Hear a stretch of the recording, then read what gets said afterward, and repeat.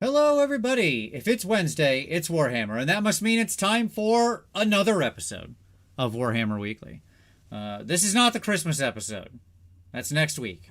We're going to celebrate during the 12 days of Christmas. Though you can, of course, feel free to bring all the festive cheer you would like. I was going to do the episode closest to Christmas. And Wait, so so do I have to be on next week's episode too? yes. Man, it's like 8 weeks, and I've been here for 7 of them. Oh no.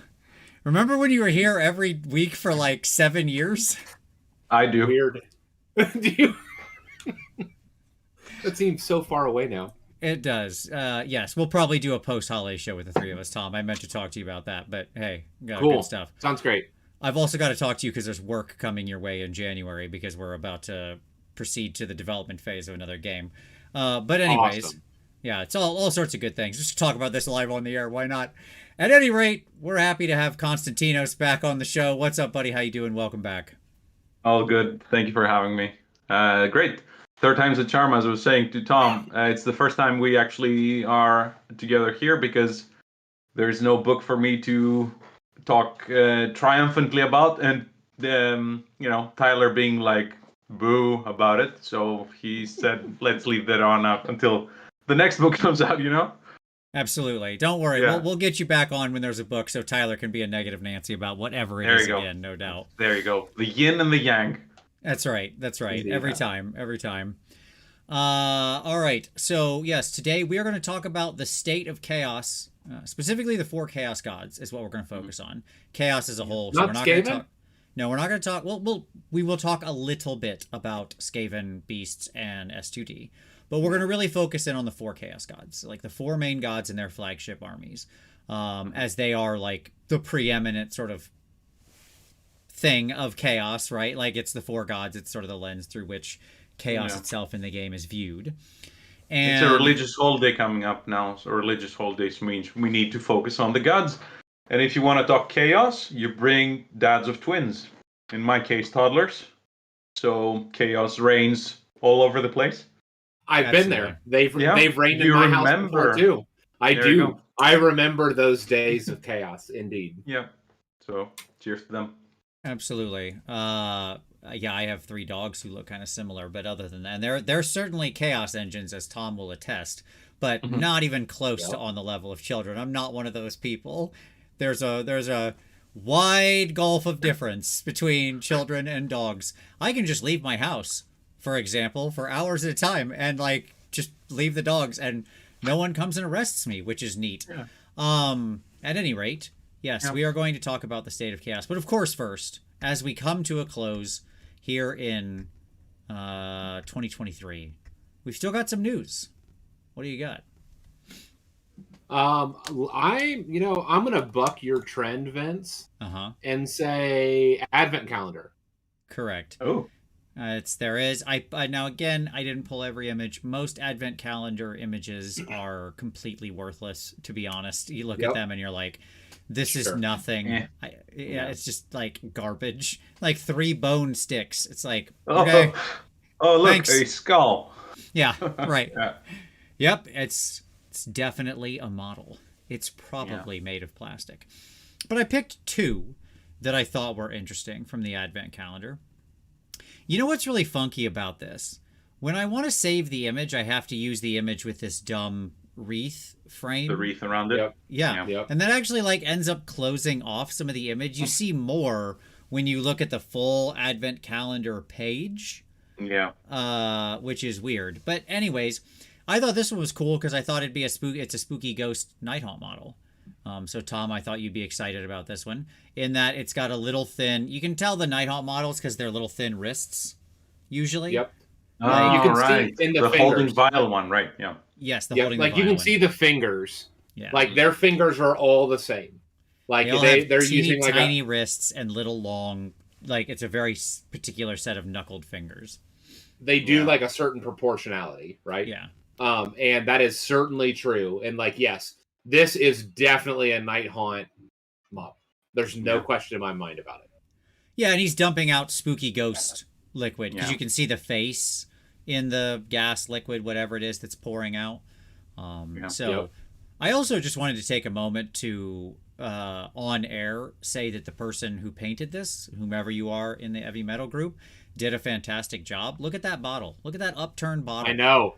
Wonderful. It looks wonderful. Yeah. Like the liquid is nice. not completely even because it's pouring. He's got the nice, he's got the bubbles, but they're following a nice pattern as you would expect them to be from it going like glug, glug, glug and flowing out of the bottle. Man, he's got a nice reflection light right on the outside there. Good stuff. Good stuff, painter, whoever this was. Yeah. I would love to shout this person out and credit them, but unfortunately GW does not credit its artists who work very hard on this because their policies are ridiculous. And so, but you know, whoever you are, artist, that we see your awesome work. So we appreciate if you're watching this and you know who it was, please tell them they did a really amazing job. I was going to say, I thought Skaven to begin with, because I was carried by the books and all that. But yeah, I do believe the knife on thing because of the wrist. You said the very tiny, bony wrist. I'm still looking for how many we got? 24, 25 of them? Yeah. We're almost done with them. Almost done. Let me get my imaginary salt shaker here as a corn player. Still looking for Valkia somewhere. What are you waiting for? Are you going to give us our daughter or granddaughter at this point? What are you waiting for?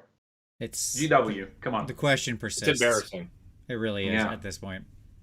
But anyways, I thought this was an interesting one. My guess is this is we have, as we'll see later in the news, we have one model spoiled from book whatever new next. You think this is our death? You think this is the new Night Haunt model for the death? That makes sense. Yeah, the Advent calendar stuff often spoils things that are like a week away from being actually revealed. So I think this is just the death one that'll come with book 4. Yeah, 4 of Dawnbringers. Yeah. So yeah. That makes sense. Then the other one I grabbed was this one. You can't see it as much with the stupid wreath around it, but I grabbed this because I have no idea what's going on in this image. This model it's obviously a hand holding a mace of some kind, like a weird mace, right? Waiting for it to refresh so I can see it. Yeah, I understand. But this model is absolutely insane because it's like this weird chunky pieces. It almost looks like the arm is made of rocks, like the thing. Yeah. And it has a weird chain piece or metal piece, almost looks like a wrench, but it's obviously like some kind of connected piece of metal. You see that between like the arm and the over here. Yeah. Hammerhead itself. Yeah, exactly. So this is just so weird. I had even the texture on the mace, like the weird boards put together with a big nail sticking out the front. I was just like, this is a heck of a strange thing. So I have no guess what it is. I just thought it was unique. And it caught my eye because it looks like the thing wielding a mace that's been chained to his arm. So... are we getting our elemental army that we've wanted for so long? Rock maces people? do not work that way, by the way. You cannot have a chain. Anyway, yeah. Who knows? I don't know. I thought calling as yeah. Go ahead. I was just saying, I've been calling as a destruction edition, right? Like, how do you add new destruction armies? One of my pitches was if we get a new destruction army, of a new concept, elementals, right? Like the realms rising up. 100%. I remember from Broken Realms when the realm exploded, when the Seraphon starship broke and there was a crater continent sized. There should be coming elements outside from Shaman. Let's turn into full on Mirrodin here. Yep. And that would be great. Maybe. It's been a while. I am in. Let's do it. So, I just thought this one was crazy because I looked at it, I was like, are we getting rock people? Is this happening? So, anyways, you know how easy they would be to paint? Like, it would be my favorite painted army, right? Sure. Like that would just be you're like gray, wash, dry brush. Look, granite. Ta-da! Yeah, love it. Yeah. Today's one was probably a Vigilar, by the way. I don't know if you've seen the sword. Yeah, it's a Stormcast sword. Yeah, it looks like a Vigilar sword. So nobody pulled any brain muscles there, I guess. Yep. I assume it's just some updated Stormcast from the new edition. So there you go. I didn't even grab that one because it was so obviously a Stormcast sword. I was just like, yep, it's the Stormcast sword. There we go. Okay. Richard with that sick burn. I love it. That's great. Good stuff. Okay. What's next, Tom? After Advent Calendar. Yeah, I can read. It's the Warhammer Heroes returns. It does. Yes, folks. It's so funny. Like a week or two ago, I was like, talking to Vince, I was like, hey, you remember that Warhammer Heroes thing that they used to do? Whatever happened to that? And he's like, I have no idea. Here it is, folks. It's back. Surprise. Yeah. You can go vote for people and, whatever happens. Yeah. You have thoughts, Vince? I do. I hope people recognize, like, one, I'm glad it's back. I think it's a good program. Two, I think it's importantly a chance to recognize there's a lot of local heroes, TOs, people who keep games and scenes running. And those people generally do a pretty thankless job. Okay? Yep. Those are the people who should be getting votes and whose stories should be shared to them so that these people can be recognized. Because they are generally the lifeblood of whatever community they are part of. And like, if you have a community, if you go play at a game store, or you have somebody who organizes your events, or TO who runs stuff a couple times a year or one time a year or whatever, but who's organizing, like, who those people are, right? And being a TO is not a path to money making. It's a path to stress, ulcers, and shoveling money out the car window while driving down the highway at a very high speed, right? So the least we could do is write a nice letter for those people to get them recognized. Like those folks are like teaching people how to do new players how to play the game. Yes. Like I regularly, like I'll spruik out Clay. Like I show up to our local store often to paint, and like 8 out of 10 times he's in there. Yeah. Which is just shocking to me. And oftentimes he's like teaching people how to play the game. Just and he's the one that does the local like monthly event. He also is the one that is putting on our 2-dayer coming this spring. And he's often there like on weekends teaching people how to do intro games. Like you just can't you can't replace that. And the game doesn't grow without folks like that. It's just simply true. These are the people who should be the Warhammer heroes. So like if you know someone, write the letter, do the thing. Yeah, because most of us will never know about them. I'm thinking that here in Sweden we have a fantastic person in Stockholm, Jesper Melander, who is actually said, I'm going to make AoS a Sweden thing. Like, obviously people playing all over. He made the Swedish Championships. He made the Academy along with other people, which is an actual thing that's a Discord. And the people who are going to be part of Six Nations or AoS Worlds go in and to train, to practice, to discuss, to organizing different tournaments all over the place, trying to make these tournaments interwebbed to have results throughout the year. And we never know about them. Right. Like, exactly. I have no idea what's happening in the next town, obviously, or the next country, but there's people there. Having said that, there's going to be another, outside of that matrix, the real Warhammer heroes.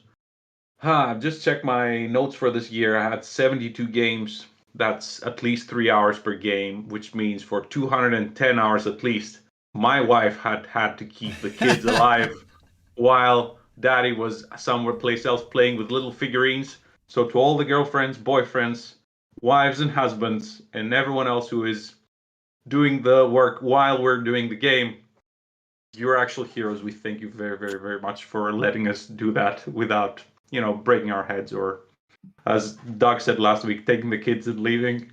So, there are many, many layers on this, Yeah. Yeah, so I agree. We thank you. Yeah. Take a moment to appreciate your folks. There you go. Yeah. Very nice. All right. Tom, what's next? Yeah, we also got the Tomb King's model in AoS, folks. We got it! Like 8 years later, we're here. There she is, Snake Lady. Okay, Tom, I'm you know what? One, yeah. Yeah, okay, our new Lamia lady. Fang of New Lamia. I didn't mention the old world box thing being spoiled because whatever, like it was what it was. Person caring about it, pictured here. Right. Yeah. So it's fine. Like we'll talk about that whenever it all comes out. Like we'll talk about our full feelings on it once we know the full details. But at any rate, I have been just champing at the bit, Tom, to know your thoughts on this model. And let me tell you why. Because you have always wanted to do this new Lamia thing. You're like obsessed with this concept. I did. Okay? Yeah, absolutely. Yep. And so they finally gave you a model, and it's a lady with a snake. And so like, where are you landing on this one, Tom? Did this hit it for you? Vampire lady with snake? Yeah, I think so. Okay. Yeah, I think so. Like I appreciate that the armor styling is just very different than the armor styling that we've seen. I've put together every Soulblight model in the model range in the last 2 months. Like I have, like basically built everything. And she's just very aesthetically different. I mean, it's exactly what I was looking for. And it makes me want to build another army. Right, in that aesthetics and utilizing again Tomb King bits and stuff like that. So I mean, I've been chewing on a new Lamia build for a while. The challenge for me though is that like the sub faction is just fairly uninteresting in the book to me. Sure. So that's the problem, is that it's all vampire related and whatever. Yeah, I mean, I was satisfied with it. I'll say it that way. Yeah, let's see the Dawnbringers book, the new regiment, how it looks. I do like the fact that I'm looking at the model. It looks very triangular, which looks nice. Yeah, I thought for sure Tom was going to be against this because of the big hat. Like that was, I thought Tom is generally anti big hat. I am generally, but her big hat looks like Nefrada's. It does, right? Sure. Like she's right in line with. Vince, I literally, like, did I say this on the show or did I say this to you personally when I was talking about the Mortarch models? And I was just stunned as I had built through all the Mortarchs. Okay. That, like, it was amazing to me how much their individual aesthetics actually carried into all of the armies that have been designed. Yeah. I remember you saying that with Arkan being OBR before OBR existed and all that. Yeah, exactly. Like all of the plates and all of those things, it is truly OBR. Like all of it, all the way down is the OBR aesthetic blown, writ large. The same is true of Manfred. Like Manfred is the Blood Knights. Like if you look at the Blood Knights armor, you look at what Manfred did, what his original stuff was, it is like part and parcel with that. But what's fascinating is we haven't ever really seen Nefrada's new Lamia aesthetic explored. Like that's one of the things that hasn't shown up in any design language that we've seen thus far. And we actually get glimpses of that here with her, again, the hat, some of the armor pieces, and obviously the weapon just reeks of Tomb King, right? Yeah, sure. That the large glaive weapon. That's probably my kids that you're hearing. All right, not mine. I do get those are definitely mine. Like, oh no. Yeah. No, those are mine. But yes, so what I would say is this. I love where they went with it. I love like snakes because snakes are like a perfect like deserty option that we haven't seen explored in the regular Tomb King range, right? Like we have the wolves, we have bats, and so it's another animal that kind of fits. You mean space. this whole wide range? I know what you meant. This whole wide range, yeah. So I love the direction that they went with it. So I actually really did enjoy this, to be honest. Good. Now I don't know that there's any room to actually develop this any other way, right? So I don't know that there's another possibility, but I did enjoy it. Cool. All right. Good stuff. Yeah, I can't say I like Snake Lady very much, but it's fine. It's cool.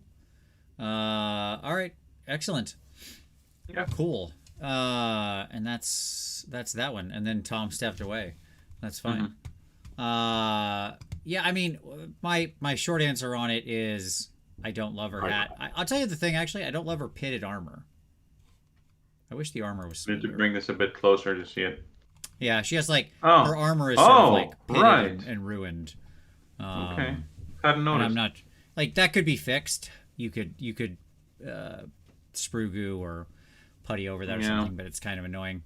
But at any rate, yeah, we'll see. It is surprising, is what I'll say. Like the ping, like that was the one piece of the armor that caught my eye because it is so unlike everything else we've seen. Yeah, right. Yeah. What I mean by that is like if you look at the Blood Knights, they don't have pitted armor. No, they don't. Their gear is immaculate. Mm-hmm. If you look at all the other vampires, their gear is immaculate, and so the pitting really was a curious design decision. Yeah, it's more like the skeletons and stuff like that have that kind of. That's exactly right. That's the skeleton armor design.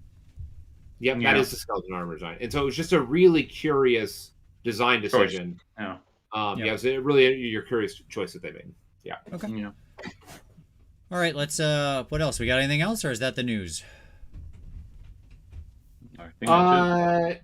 I hold on just a minute. I changed my tab. 40K Amazon linked. Oh yeah, sure, of course. We had the announcement. Yeah. They signed their deal. So in 3 years, we're gonna get some 40K related thing on Amazon, a movie or a television show. So neat. Yeah. Look, let's hope it's nice. Yeah, I mean, I'm just excited about it because I do think that this world is compelling. The larger Games Workshop worlds that they've created. I mean, if we can make like a Shadow and Bone series, come on, we can do this. That's all I'm saying. Mm-hmm. So, I mean, that got canceled after like 2 seasons, but hey, let's get 2 seasons and then get canceled. So that's fine. At least it's out there. It's shocking to me that they haven't licensed it and that we haven't made anything out of this within the current world where every studio is just trying to like snatch up every IP it can. I mean, you know what? I was discussing this with my brother about the Warcraft film.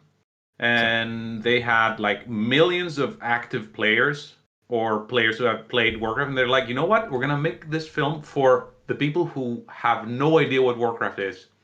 Bad choice, my friends. No, sure. Make it for the actual people who actually enjoy it. Don't just go, you know, the meme where it says, "So there's the Emperor," which is like, no, don't go that. Just make a Warhammer film or a series for people who actually enjoy it. Don't try to make it for 2 billion potential customers. Don't go there. Just I think you could do both. I really do. Like you could. I mean, you can just. The D&D movie was an example of that.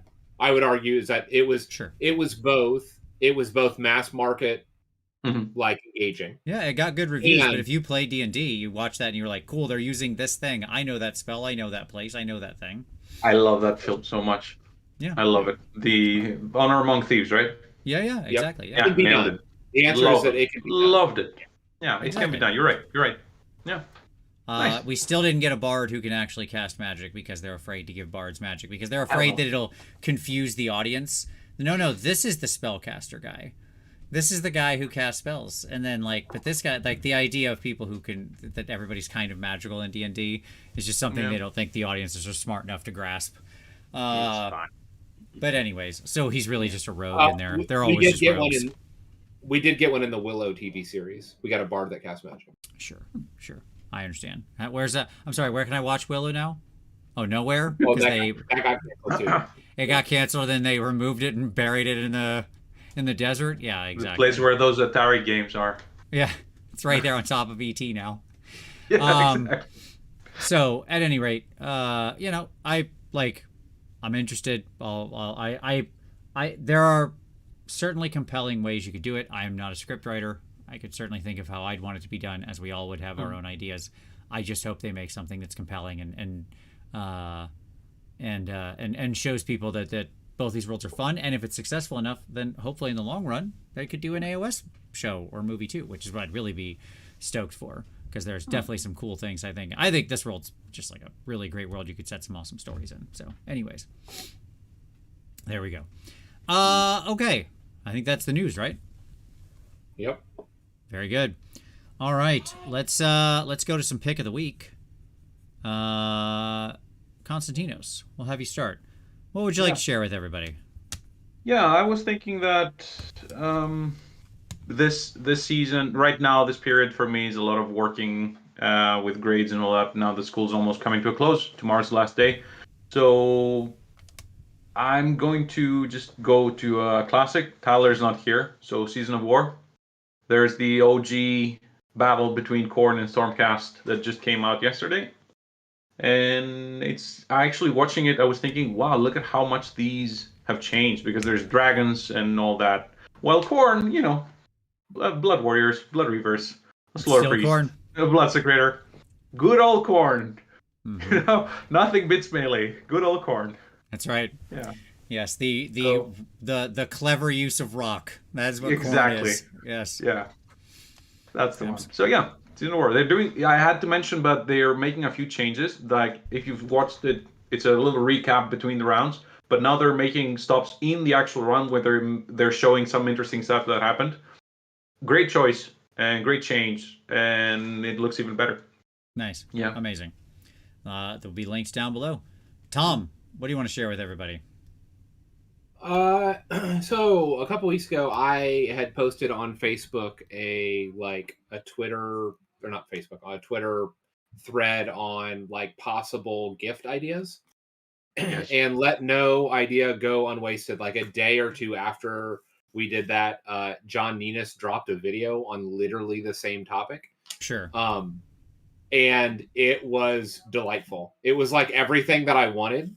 Out of a video of like a bunch of random BS stuff that I may or may not want or need for my hobby life, and a bunch of things on that video went on my shopping list, like on my Christmas list. So I'm hoping that I get a little like desk vacuum cleaner. Like I want.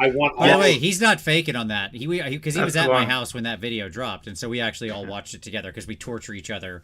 When we're all together, we torture each other by watching each other's videos. It is the worst thing you can ever do. Like, you get a group of content creators together, you force them and then all make fun of each other's videos. Yeah, watch their own videos. It's horrible. Okay. It's amazing. But anyway, so we watched this video, and like he was like, he really does love that vacuum cleaner. It's amazing. So that little thing is great. That's on my list. The little the mold line sander. Like the little that has little sanding pads to get rid of mold. Yep. Well, that like it looks like the drill pin, but it's basically it's a sanding device. That made it on my list. A number of them. Anyways, so there's a bunch of neat options on there that I want to encourage you all to check out. Yeah, I'm 100% on you with that, because I have people in my life who are like, "What should we get you for Christmas?" Seemed like you need nothing. Like, I'm gonna send them that link. And I have to say, John, I was repping your merch last time I was here. I was wearing the Slay the Gray. You never even contacted me, my friend. You said nothing. I just want to be part of your social circle, and you're doing nothing. But yeah, just call me. That hurts, John. It really hurts. Yeah, it does. It does. Anyway, I mean, John sold me on a 3D printer. I'm not gonna lie. Like, I'm not getting there. No. Like, I watched that video and I was like, I don't know. I can get back into 3D printing. Yeah, I don't need a second. I don't need another hobby. Let me say it that way. I don't need a 5th hobby or 10th hobby or whatever it would be at this point. You do. Yeah, you do. Too many vices I just need already. to know people who are interested in that. Frozen, call Vince. Give him the printer. Yeah, sure. At any rate, for my pick of the week, obviously the World Championships happened recently, and AoS Coach recently did a great show recapping that with a couple people from World Championships. So if you want to see, we're talking about the meta a little bit. If you want to explore more about some of Warhammer being played at the highest levels of competition, go check that out. It's a really good interview, really good video, really good interview. So there you go. Yeah. All right.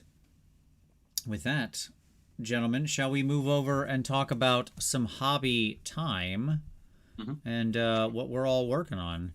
So, Konstantinos, you're about to have a break, so I don't know if you've probably been slammed recently, but what have you been getting done, and do you have hobby plans over the break? That's the question. Where are you? Yeah, I do actually. I'm almost done with the commission for a Dark Angels army. Horrible idea. Paint a whole army for a person. So now I have a Leagues of Votan waiting for me, a bigger one. So man has his vices. But I was actually just converting a little Blood Warrior with holding a banner. Nice. Just a little thing over here. And because I was so mentally stressed and taxed, I just sat and painted a zombie from Hero Quest, of all things. He's right here. Hey, what's up, zombie? Man? It's gonna maybe I'm gonna get him into focus. There he is. There he is. So, yeah. I'm thinking that 3-4 years from now, you, my friend, are gonna be chewed on by a 6-year-old, and you're gonna love it. So I'm painting the game that my kids don't know they're gonna love, the way I did. Hero Quest was certainly a gateway for me into a lot of things. That is for sure. 100%. So, yeah. Same Me here. too. Same here. 3 out of 3. All right. Tom, what you been working on? You painting anything? It's complicated. Oh, okay. I'm ready. So, here we go. It's like your Facebook relationship status over here. Okay. My hobby status is it's complicated. Yeah, okay. I had that Trogloth army I was working on, and then I pivoted into corn. And I started working on my corn and trying to do my paint scheme for my dog army. And I just gave up. So not doing corn right now for the event next month or in a month and a half. So I couldn't find the paint scheme that I liked, and so literally like I put all of it back in a box, and I'm like, but I like your blue corn. That blue I know. corn was nice. I couldn't get it right. I wasn't willing to pivot into pink or purple. So like I wasn't willing to add that to the model. And the crimsons that I was trying to match with it, I just couldn't get there. Like the burgundy reds. And it was too close to the skin color. The skin color was also the problem in that it was a combination of all those issues. Right. And so I've just pivoted away and I'm doing FEC. So I've spent the last week building all the FEC and waiting for the rest of my corn army that I had ordered to arrive, along with the FEC box, which all that'll be here tomorrow, so that I can finish the rest of my FEC stuff, and I'll finish basing and painting. And so, like at that point, like my FEC will I'll have everything except for like a handful of the new models, because I'll have like way more ghouls and flares and horrors and all that than I will ever use. Just because like I both from what I already had, because I took my own advice years ago and bought like the 4-star getting started boxes for FEC because that's a whole army. But then I supplemented it with a bunch of ghouls, horrors, and flares from my local store. They had a bunch of they have like a used minis box at like super discounted stuff, and they had tons of FEC. So right before everything dropped, I went out and bought the rest of all that I would ever need. So I've been like building and basing and getting all that ready, and then I'll get the final box come in and I'll paint the models for next month probably is what I'm transitioning it. So third army in 4 weeks, but I'll get there. We'll get there. Lovely. We'll get exciting. There, Here's the little Azrael, by the way. Oh, there you go. I'm happy with the cloak. It came out very nice. Yeah, that is because it's white or ivory white, and it works. So I'm glad.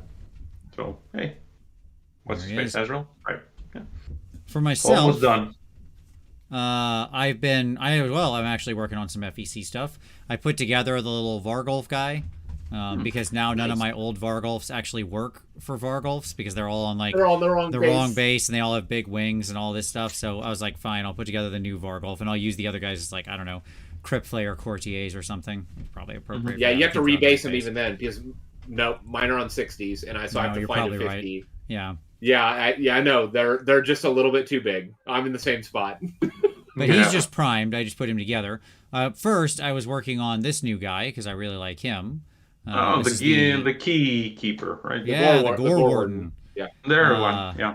So, and this guy will be a video sometime far in the future. I'm just recording a bunch of stuff for him now. But I just really liked this model. I thought his wings looked really cool. I just like his pose, and he kind of spoke to me. So so I'm getting the two characters together. They're fun things. I'm hoping to these are two of my paint projects for my time off here. Yeah. So yeah, and this he's coming along real nicely. He's just like a little Nosferatu looking dude. I like his weird little face. You just need 2 more now and you'll be fine, Vince. Yeah, I was looking at some Furies this morning. He kind of looks the part, only bigger. Yeah, basically. Yeah, totally. So yeah, that's where he's at. Moving right along. I imagine he'll be done. It should take me like another day or something on him at most. And then I'll have to get the video together and whatnot. But yeah, that guy's cool. And I like him in the game and I wanted to have the model. I do think he's super useful. Oh, I also finished up the rest of my Bat Riders. I don't have them at hand, but I did finish up my full unit of my Bat Riders from last week. So I did get those guys done. They're over with their FEC brethren in the It's actually in this cabinet right here. Yeah. You can just barely see, but it's in there with the rest of my FEC army now. There. Yeah, exactly. Or other right there. Other Probably, side. I don't know. There you go. You were almost there. There it is. There they are. Yeah, so that's super fun. And yeah, so and what I'm trying to decide is whether over my break I want to be insane and do a really, really big project, something completely crazy and insane, which I don't need, and I don't need to paint, and I probably already have too much of, but we'll see. At any rate, is it AoS or is it a different game? I have no comment on anything. Bretonia, here we go. I have zero comments other than it's a big project. All right, so yeah, you got FEC, you got FEC, I got a zombie. That's the state of death. But exactly. We're not here to talk about the state of death. We're good. Yep. With that, gentlemen, let's jump over and let's just talk about today's main topic. By the way, if you haven't hit like yet, do so. For all this, hopefully, and or if you're watching this later or now, share what you're painting. Hopefully you're hobbying while you're doing this. Hopefully you've got a little bit of time to yourself over the holiday to get some hobby done. I hope so. Hope everybody isn't too caught up with family and everything else, that you get at least a few hours to yourself to have some quiet time and get some hobby done. But hit like for the wonderful, wonderful world of death and, of course, chaos, as we're all painting FEC but talking about chaos. Dead things and talking about chaos. I got a fun game in this last weekend as well. I took my Skaven against FEC, the Lord of Death. Brendan lives in town now, and we got a good game in. And he cleaned my clock real hard, so that was fun. It did not go well for the Skaven. They're in a rough spot. There you go. That's my transition. The state of chaos. The state of Skaven is real tough right now. It's a tough world out there. You just need to run more bells. Like, clearly that's the problem here. Add more bells. I ran They're self-propelled now. Yeah. I did run 2 towers. You remember, it used to be 3 towers, right? Like, that was the old 8th edition build, right? The 3 towers build? No, it was 2 tower list. There were 3 tower lists as well, but the 2 towers was the famous list you use in teams tournaments to gum a game. Like, what you would do is you would play it when you wanted to have a draw. That was the point of the list. It was to force a draw. So you'd throw in a team game where you got 4 players, and you knew there was a list you couldn't beat. You'd throw the 2 towers at them because it would just inevitably end in like a 10-10 or an 11-9. And so that was how that list got used. And strangely, it's used much the same in AoS now, as now people are running 3 or 4 towers and they just stall the game into nothingness. Because time looks like this. It is a flat circle. You're exactly right. Okay. But we're going to talk about the main 4 chaos gods, everything like that, and see where everything's at. By the way, I love this art. This is some of my favorite art they ever did for just like chaos art. I was going to say the same. Agreed. Karanak looks amazing here. Yeah. Like, holy crap.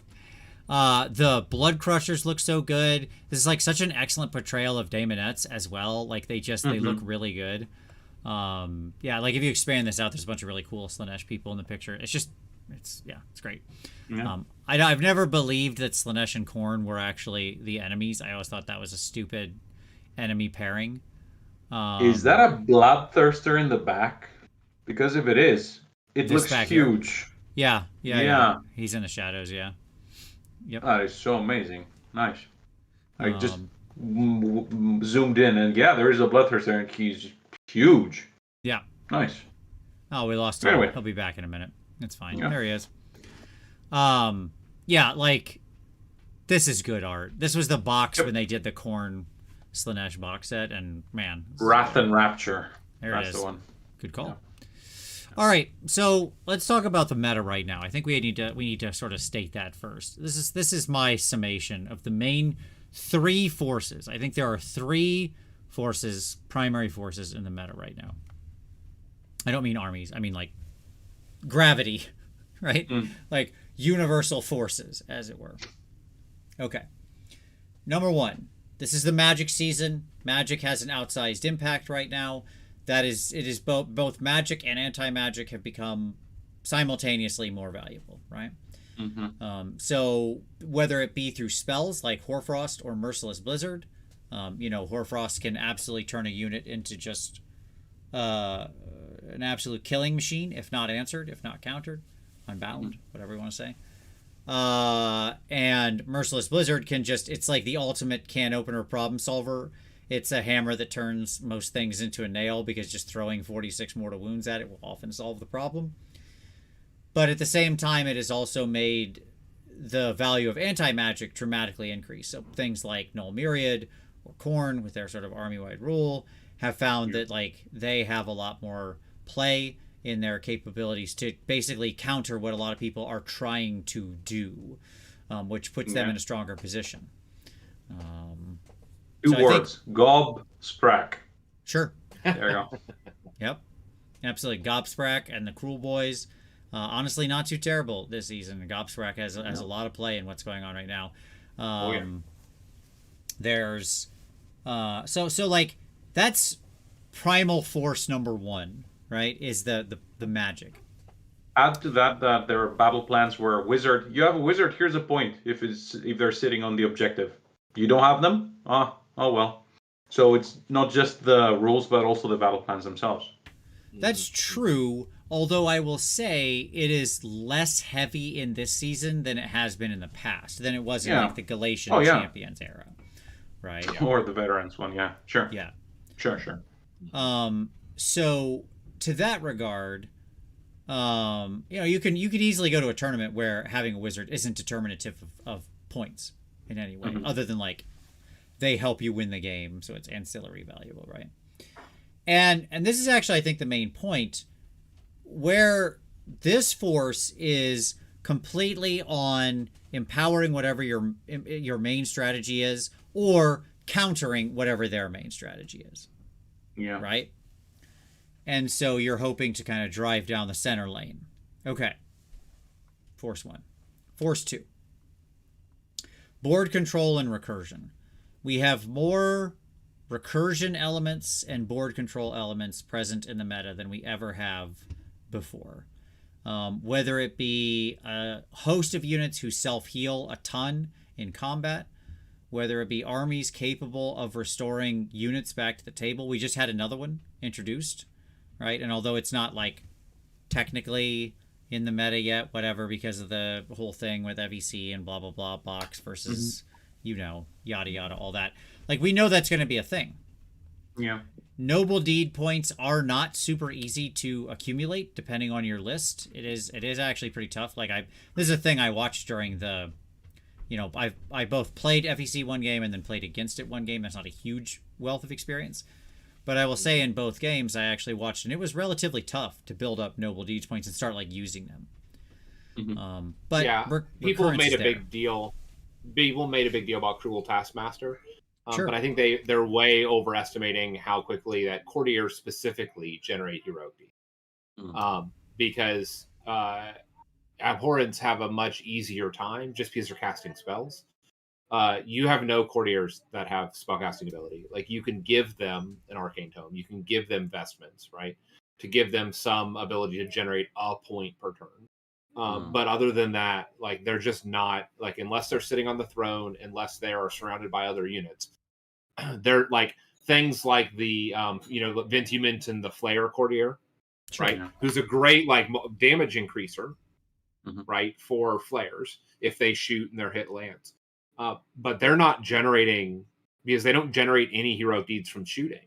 So unless you get them into melee, they're not generating points. Which is a good balancing factor if you think about it. I mean, yeah. Yep. But certainly there will be some amount of recursion. SPG has a huge amount of recursion, right? And it's not just recursion, it's also just general board control, right? Like, recursion is a method of board control, right? Where I'm refusing to cede control of the board. I lose a unit, I bring the unit back, and it now takes up some other space, right? Especially if I can then restore that unit in some way, or move that unit in some way, or get that unit into the position I would want, right? And like the Skaven lists are leaning into this. Skaven does not have a huge amount of recursion, though it's there in some lists. You can call back your Molder units, you can regenerate tiny amounts of clan rats, but ultimately what's happening with the Skaven list is, as we mentioned, like many towers, right? Where they're just putting these very hard to kill towers that sit out there and could potentially turn into vermin lords or something like that if they get highly damaged. But really, they're just this big wall. And all these armies, what they're seeking to do is just go 5 points a turn. Right? Yeah.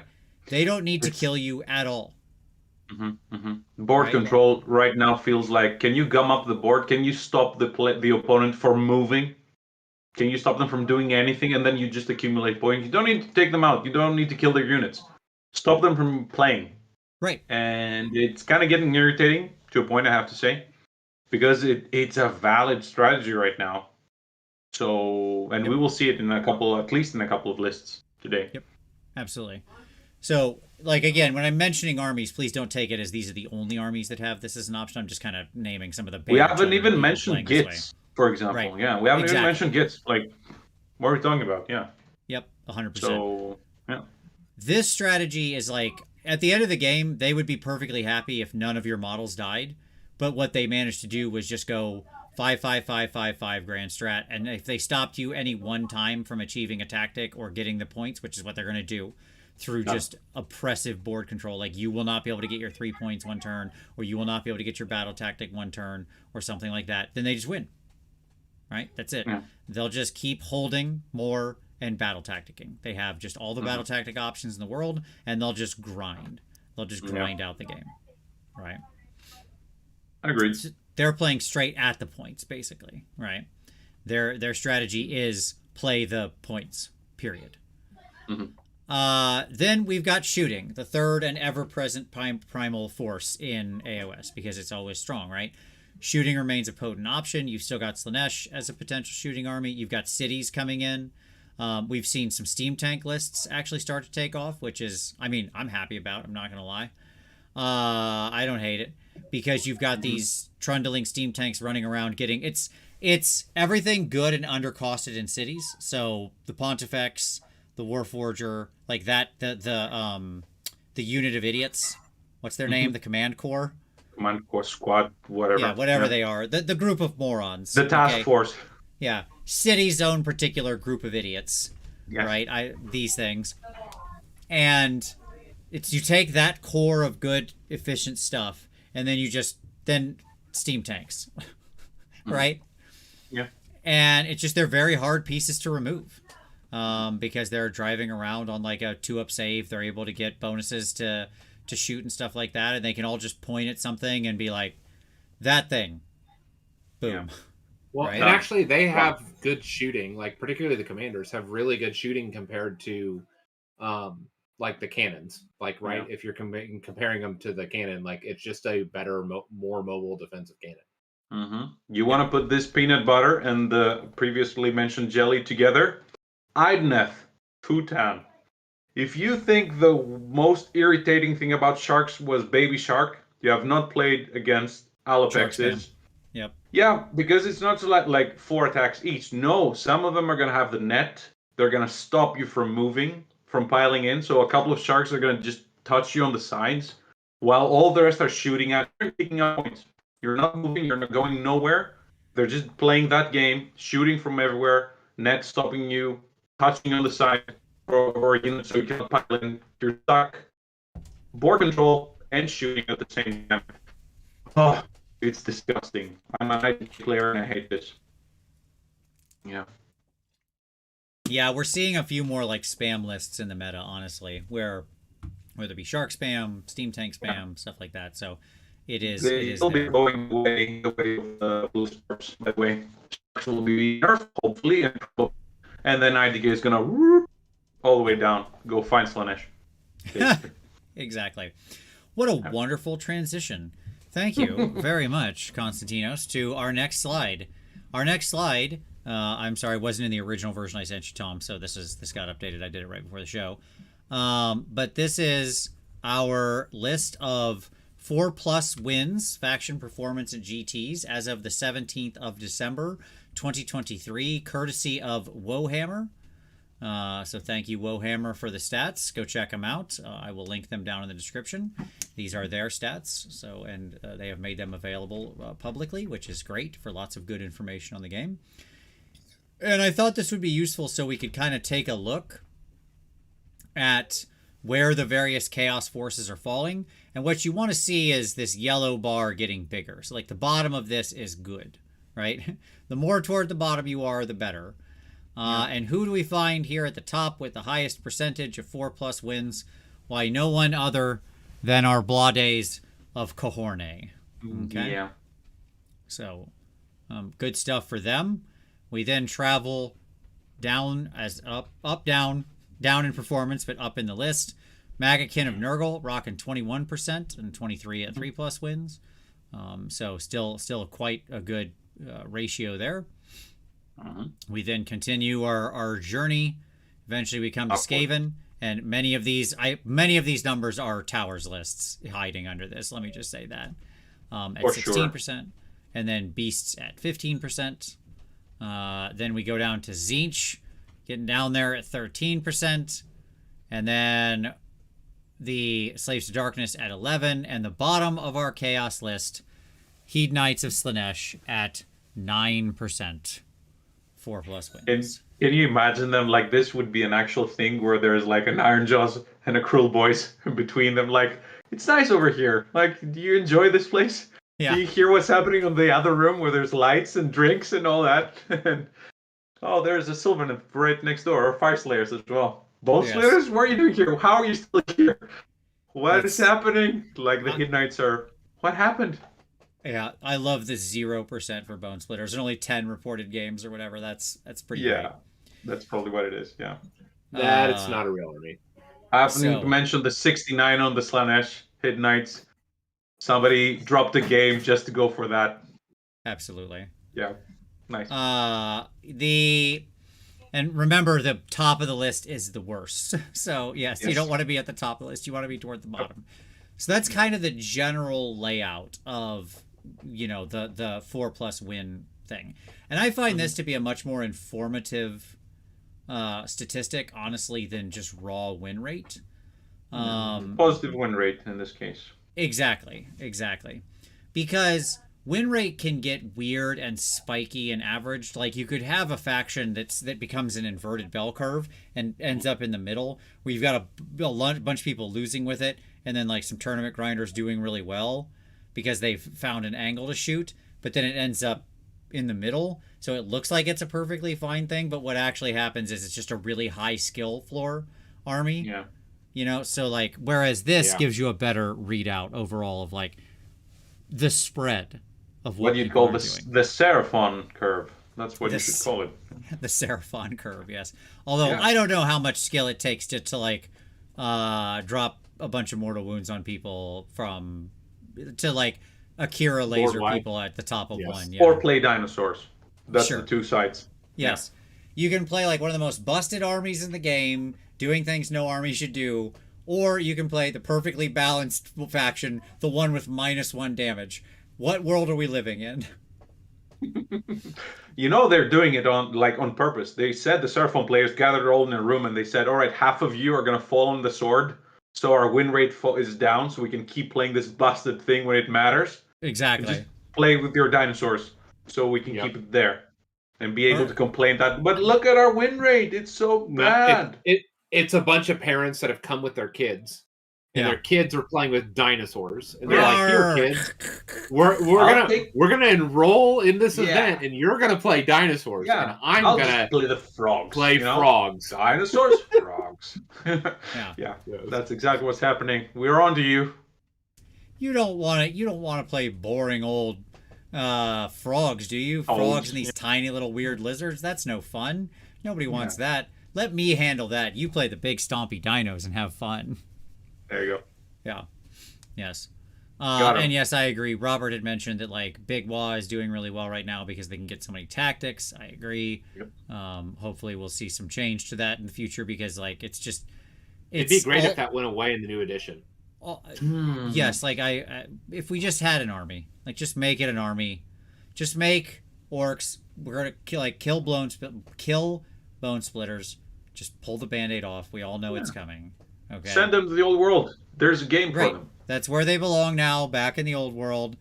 And then take Cruel Boys and Ironjaws, make them one army, but have options for people who still only want to play one side of it, where like if you take this general, sneaky. You get this extra thing, and blah blah blah, and so on and so forth. Brutal but cunning but brutal. Cunning but brutal. Exactly. Yeah, the two sides. Yes. Yep. Easy. So just send us the bill. We can write you the book. Yeah. Yeah. Just one army, just two different ways to play, and so on. It's not hard. Okay. Cool. So for the rest of this, what we want to do is now let's take a look at some lists from the various Chaos factions and kind of see what they tell us. These are all lists that have performed relatively well or are interesting or have something going on about them, so we can see what they tell us about the meta. Yeah. So we're going to start with Slaanesh. Here I pulled Anthony Lawrence's list. So thank you, Anthony, who has probably no idea that I pulled his list, because that's how this works now. You just give your information over to a public data source. So, okay. Thank you, Anthony. Full credit for this list goes to him. So what do we got here? Well, we have Slaanesh in Pretenders, of course, because it is the only sub-faction that exists. I believe like 90% of Slaanesh lists right now, 90% plus, are Pretenders lists. Cool. I have not seen it, and I can tell you that there's a Strength of Godhood contorted Beatum in it. I haven't seen the list yet, but yes, indeed. Both of my children.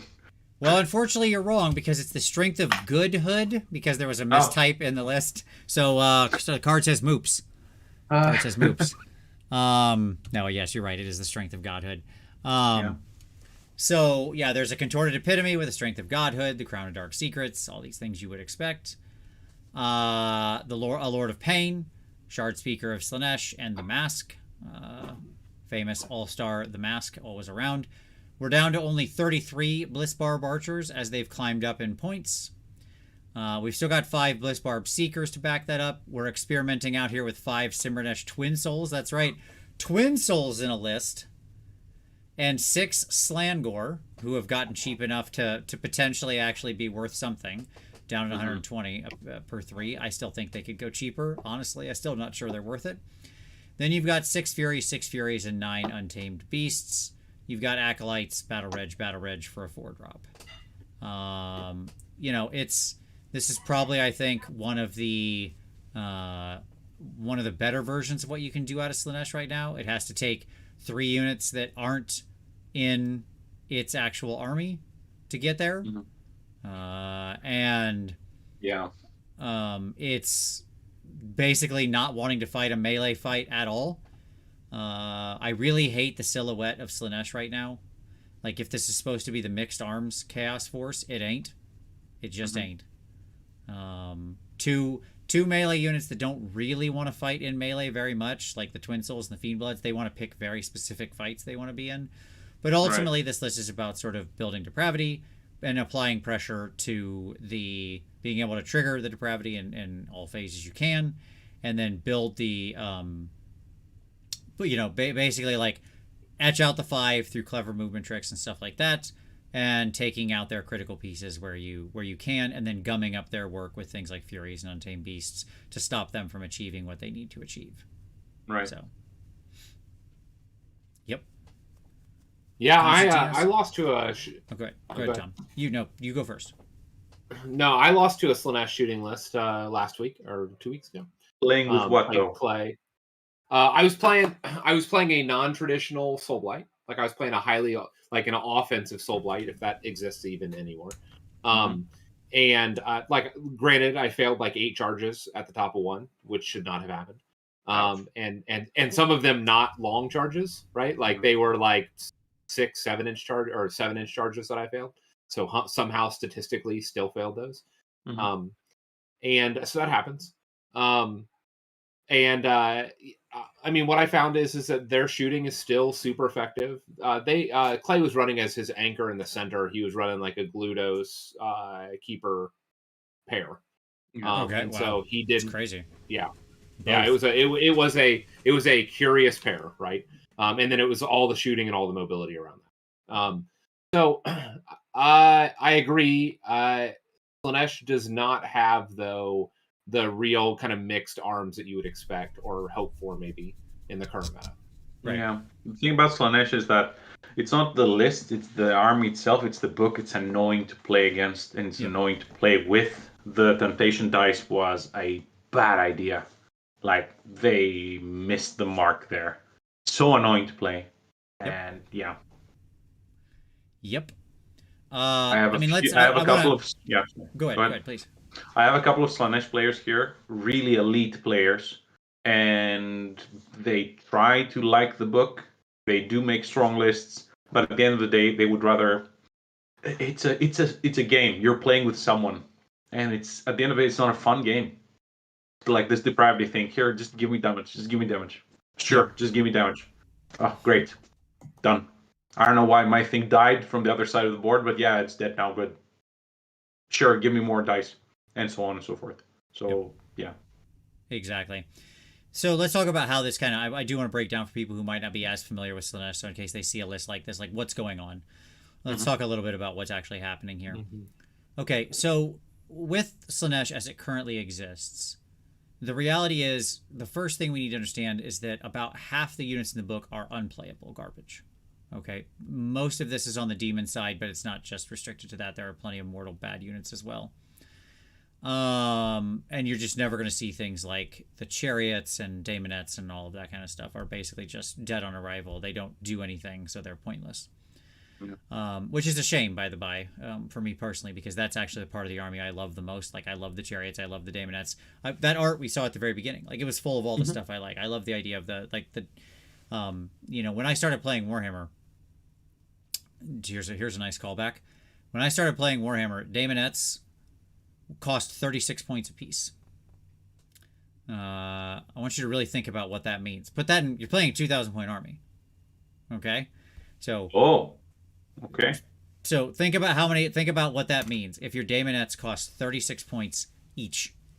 360 for a 10-man unit. Yeah. Damn. Yeah, that's what they were capable of, right? Daemonettes were like really scary monsters. In the original, they weren't actually like monsters, but they were just like very, very, very good back in the day. And you paid price accordingly. Now, keep in mind, Chaos Knights at the same time, like a standard Chaos Knight is almost 100 points or something like that. So each. So it was a great time because your armies were small and wonderful. And like when you had a unit of 20, you were like, whoa, slow down there, Mr. Horde. Okay. What are you doing? It was a great time. Anyways, I wish we would go back to small armies. My number one wish for 4.0 would be to jack the points on everything through the roof so we were all playing small armies again. And all of a sudden they had 4,000 or 5,000 point armies. They'll never do it. They probably will do it at some points. We're like, no, yeah, come in. So and then max it out, because it kind of did the same in 3.0 when it started. Things got a bit more expensive. So I remember having that discussion. Suddenly now everything is cheaper. Everything has gotten a lot cheaper in the last couple of years. Yeah. So there's hoping. Here's hoping. They probably won't, but yeah. So, but what Slaanesh basically, its line is now, is largely through Blissbarb archers and seekers. You'll see those in most every list. The seekers being and archers performing much the same role, being fairly high value shooters, that deliver on usually something like 3s and 3s, and with rend. So being able to put quite a large number of shots into whatever they want at a decent range and being decently mobile. The other thing you're going to see here is the reason you're in Pretenders is because your general can trip issue commands. So every time you issue a command to one unit, you can then issue it to 2 more. Okay? Yeah. So the point here being, if you unleash, you can unleash with 3 if they're all in range. If you all out attack, you can all out attack everybody within range. If you rally, you can rally 3 different units simultaneously. You still have your normal wound cap or whatever because of rally, but you can redeploy 3 units at the same time, right? Which redeploy is so much more potent when you can redeploy 3 units. How many times have you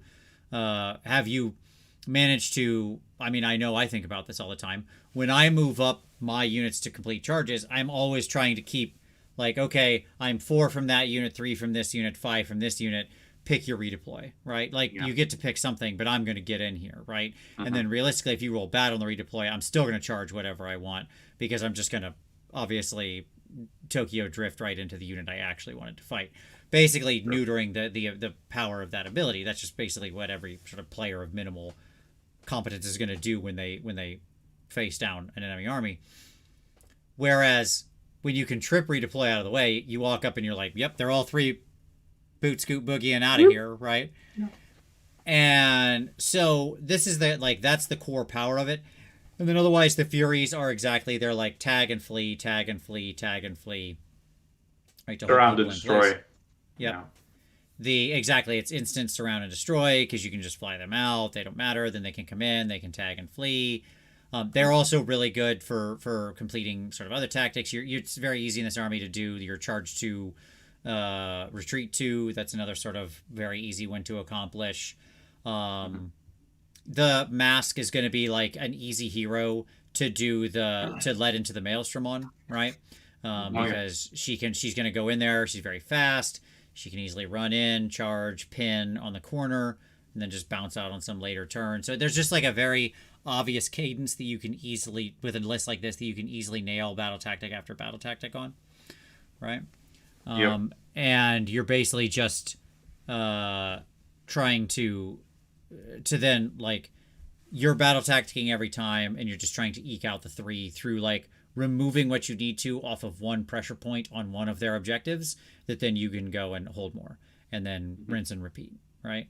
And you're trying to gum up their work so that they drop a point, they drop an objective, they drop a battle tactic through you retreating away or redeploying massively or something like that, where like they go led into the Maelstrom and oops, they get one bad charge and now they drop the tactic.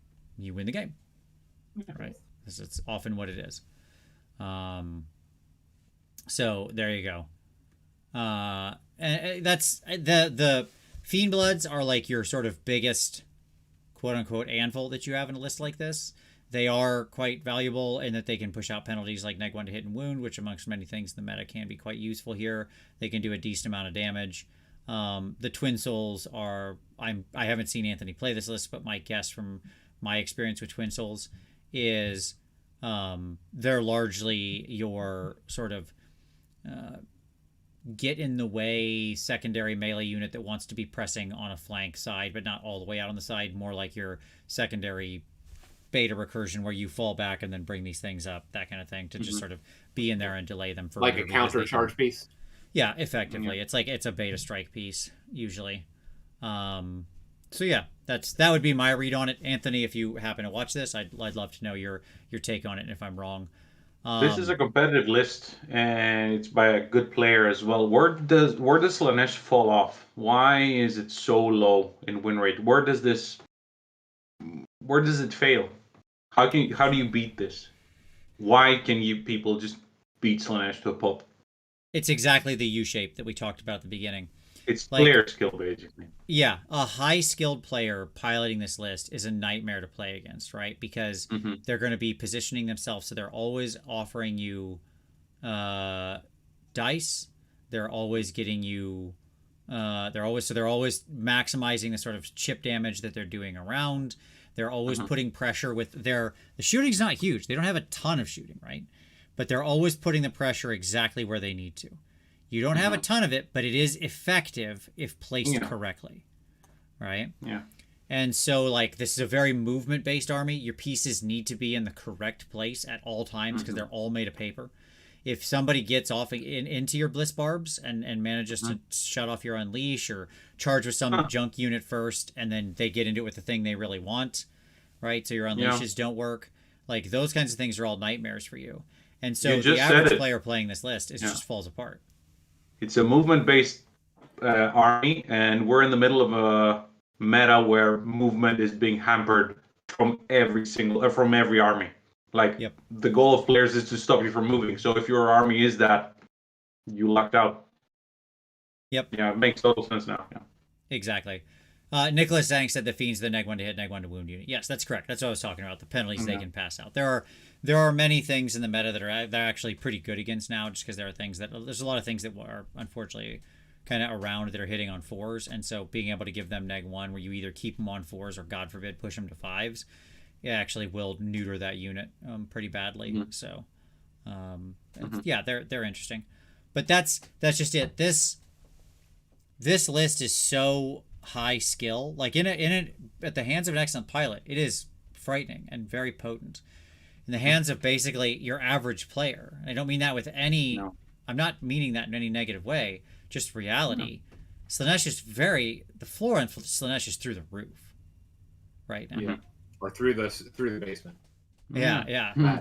It's so high, because if you just like try to play Slaanesh like a normal army, you just get your teeth kicked in.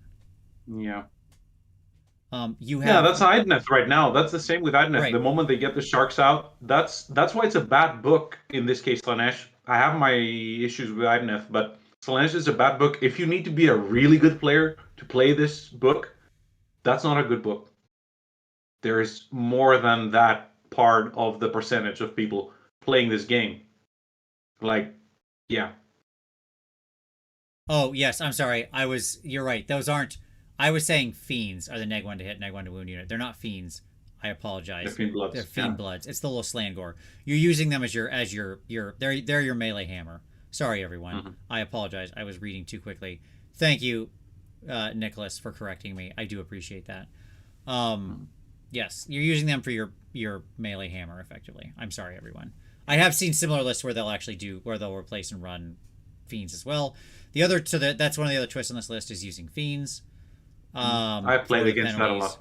Yes, those have actually become popular because they also got cheaper. The other thing you'll sometimes see is dropping of like some of the ally stuff, and you'll see a Keeper of Secrets, though I think that's good money after bad. I think the Keeper is a total trap in here. She hits like a feather. The Keeper's average damage in melee is 7 against a 4-up save. That's terrible. Yep. Like, it's really bad. It is not a 400-point monster. Yes, exactly. Slangor can generate a lot of depravity against horde units.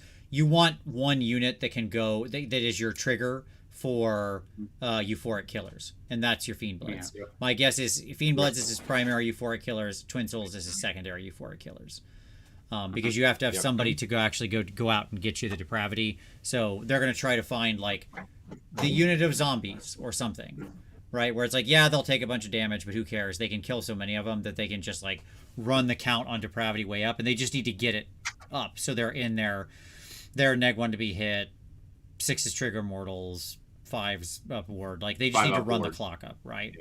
Yeah. And so like those are the other 2 units that aren't in this list you'll often see as regular fiends, who can also play the melee euphoric killers role. Like you have to have some amount of it to actually run the depravity, because a smart player will always just, as you said, will always just be like, yeah, just give me the damage, it's fine, and move on with their life. So that's your only route to depravity is to have something like the Fiend Bloods, Twin Souls, or Fiends that you can run in there and actually against a horde lower armor save unit get away with some kind of depravity. So yeah, there you go. That's basically the playstyle. I do think the Shard Speaker is honestly great. She's one of the few really bright spots of the list. I like her with Born of Damnation. I think that's a really good pick on her. I think that's a great spell. People, like you're saying, the Mask is also a good early depravity generator. Yeah, depending. She can go clean up a chaff unit and get you an early euphoric killers because she's so fast and can get in there. Like she'll kill a chaff unit easily, and that's a great turn 1 euphoric killers. So you're not wrong. But like I like the Shard Speaker a lot. She's actually kind of tough to remove between current DHB rules. Yeah, exactly. Like what's currently going on. And she has interesting spell. She has a decent little ranged attack. So like she's got stuff. She's fine. Yeah. Or not ranged attack. Sorry, little melee profile. Apologize. When she casts a spell and gets her little dark claws, like she's perfectly fine. And then the Epitome does what the Epitome does, which is actually like surprisingly a lot. The advantage to the Epitome especially is it's a piece that's actually very, very hard to remove in the current rules, because it will sit there and be untargetable outside of 12, and normally what little heroes like that die to is splash mortal wounds. But nope. 2 up the against... the literal glass cannon is unbreakable. Yes, I mean, that's right. You don't want her in melee with anything that's actually is going to crack her back, but if she gets in melee with anything soft, especially with flaming weapon on, she will just tear them up. And the fact that she's basically immune to AoE mortal wounds means that she sticks around and is really strong. So there you go. Is Sigvald not a is good actually piece a good right piece.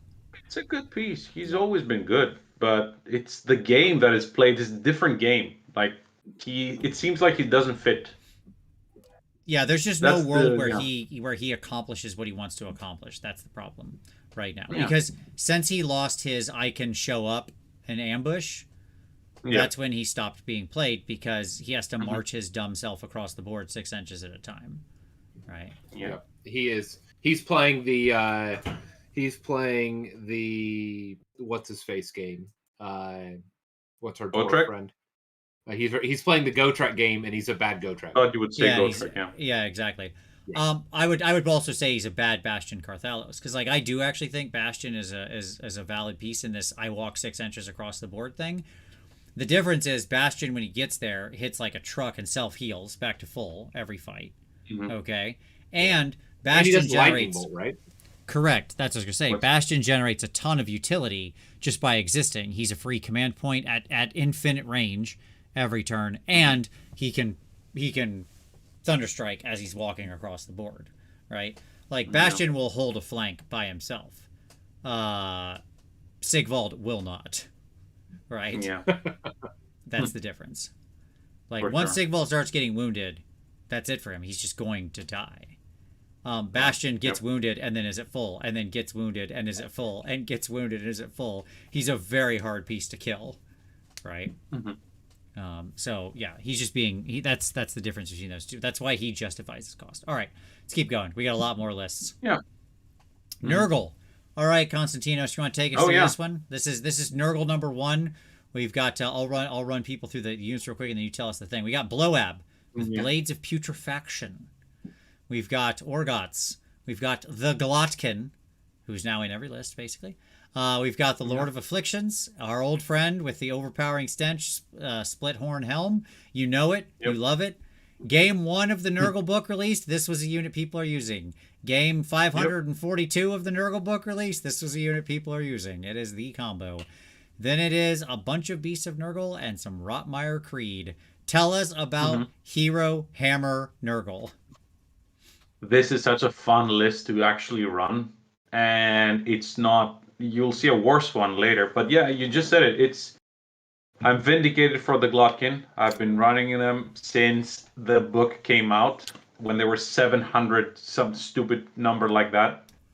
The fact that the counter charge, even though it's stoppable because you need to be within 12 of the Glotkin, it's still such a thing to try to move out of. It's very hard to do. Yep, if your army can do it, hard to play around.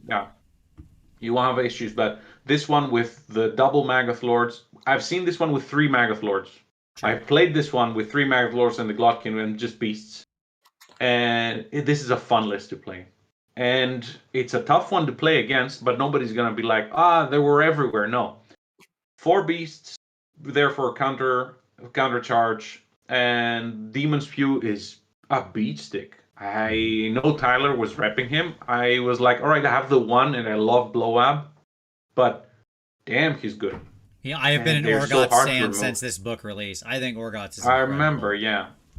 Yeah, and of course the Glotkin is amazing, and it's not that easy to remove because of the constant healing. Plus, we have the Lord of Affliction who stops the command abilities. Everybody knows LOA, or everyone knows how this thing plays.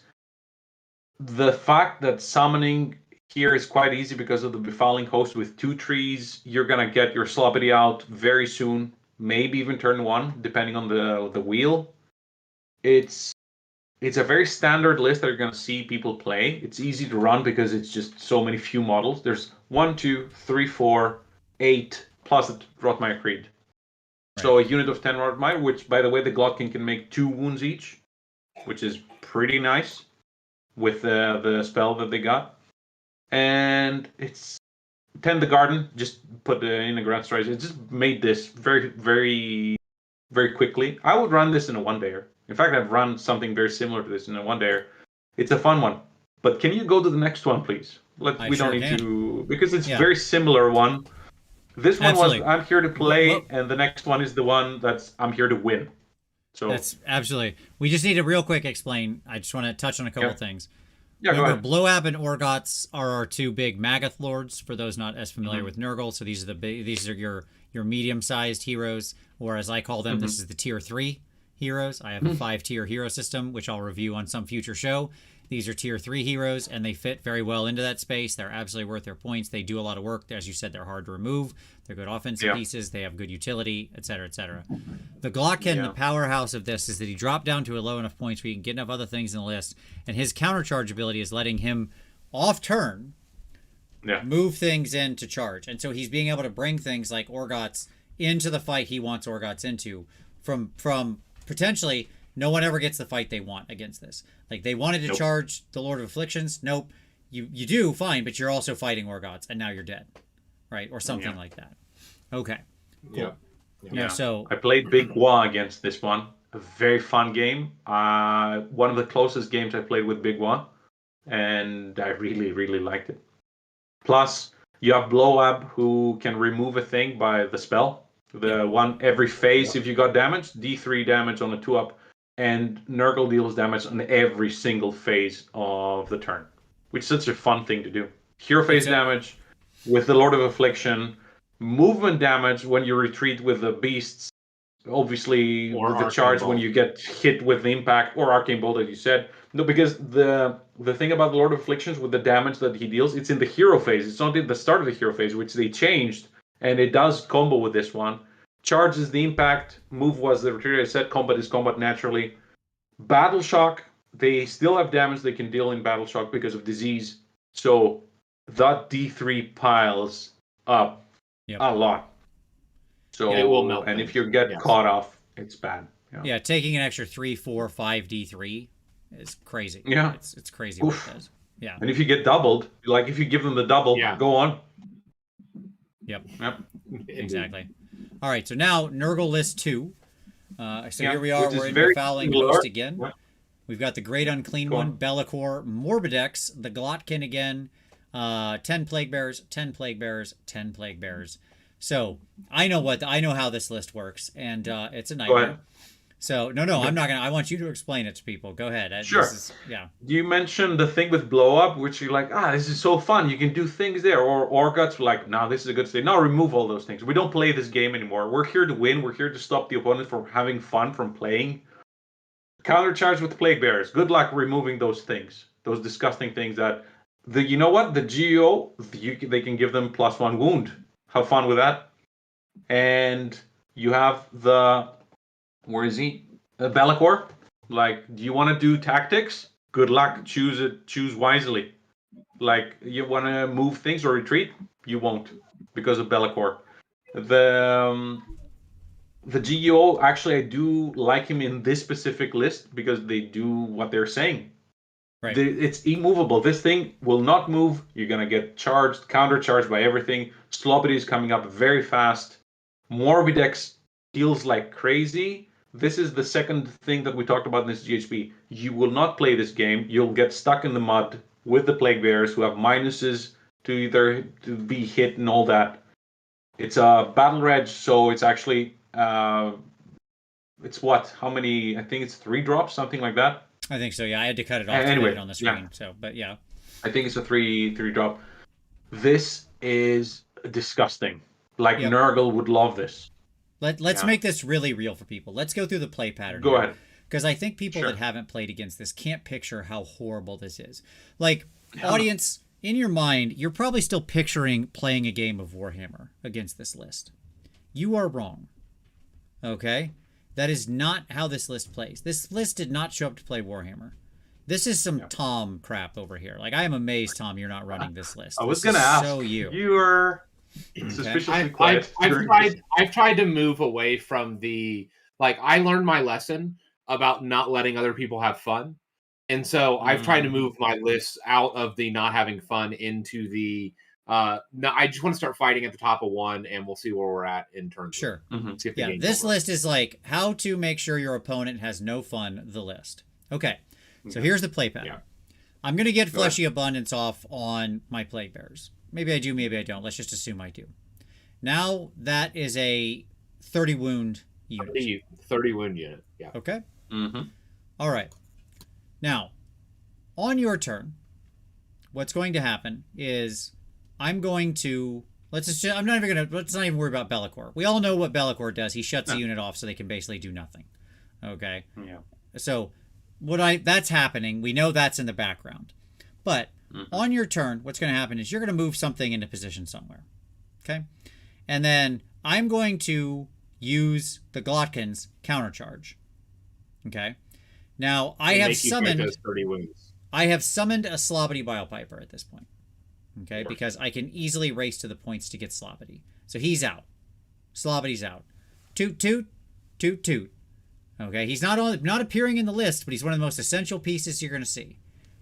So, have you even noticed this is befouling host without having any beasts of Nurgle? It's only the second tree. That's it. Exactly. It's just the second tree to race for the quick Slobbity. Okay, that's all you need.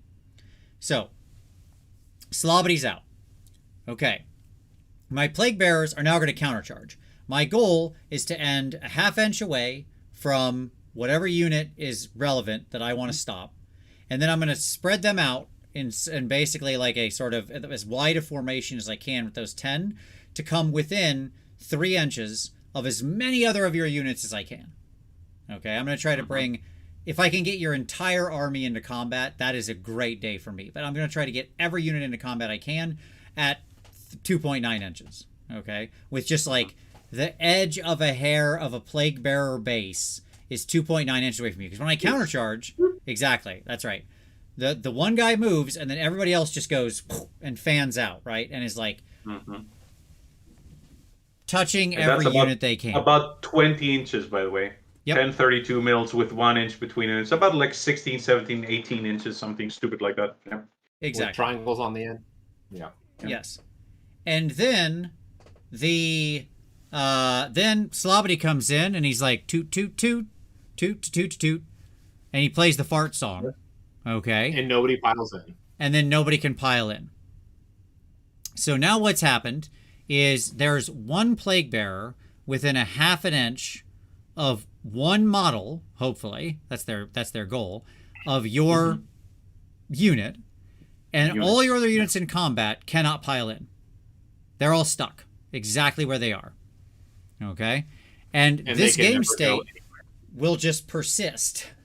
Now, you can, you're going to have to retreat or something like that on your turn, right? And then, realistically, what's going to happen is it's just going to repeat, like rinse and repeat. They're just going to keep doing this strategy, right? There's 3 units of Plague Bearers, by the way. Right. Not just the one, 3 of them. Yeah. So, yeah. And as long as Sloppity's on the table and it within range, it doesn't matter if which unit of Nurgle, including, like, any of the Magath Lords, right? Anybody that they're within range will stop pilots. Yeah. Yep.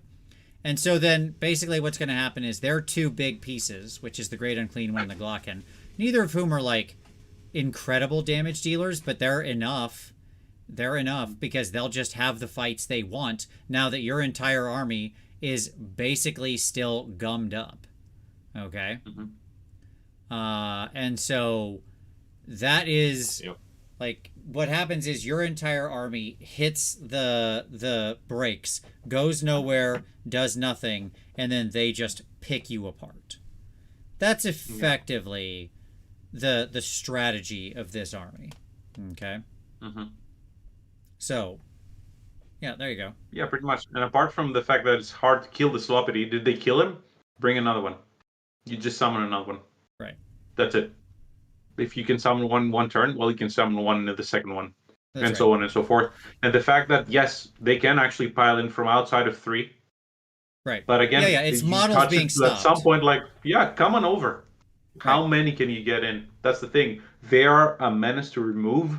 So the fact that you're being stopped from getting piled in and you have things coming out from outside of 3, how much damage is that? It's definitely not an efficient damage.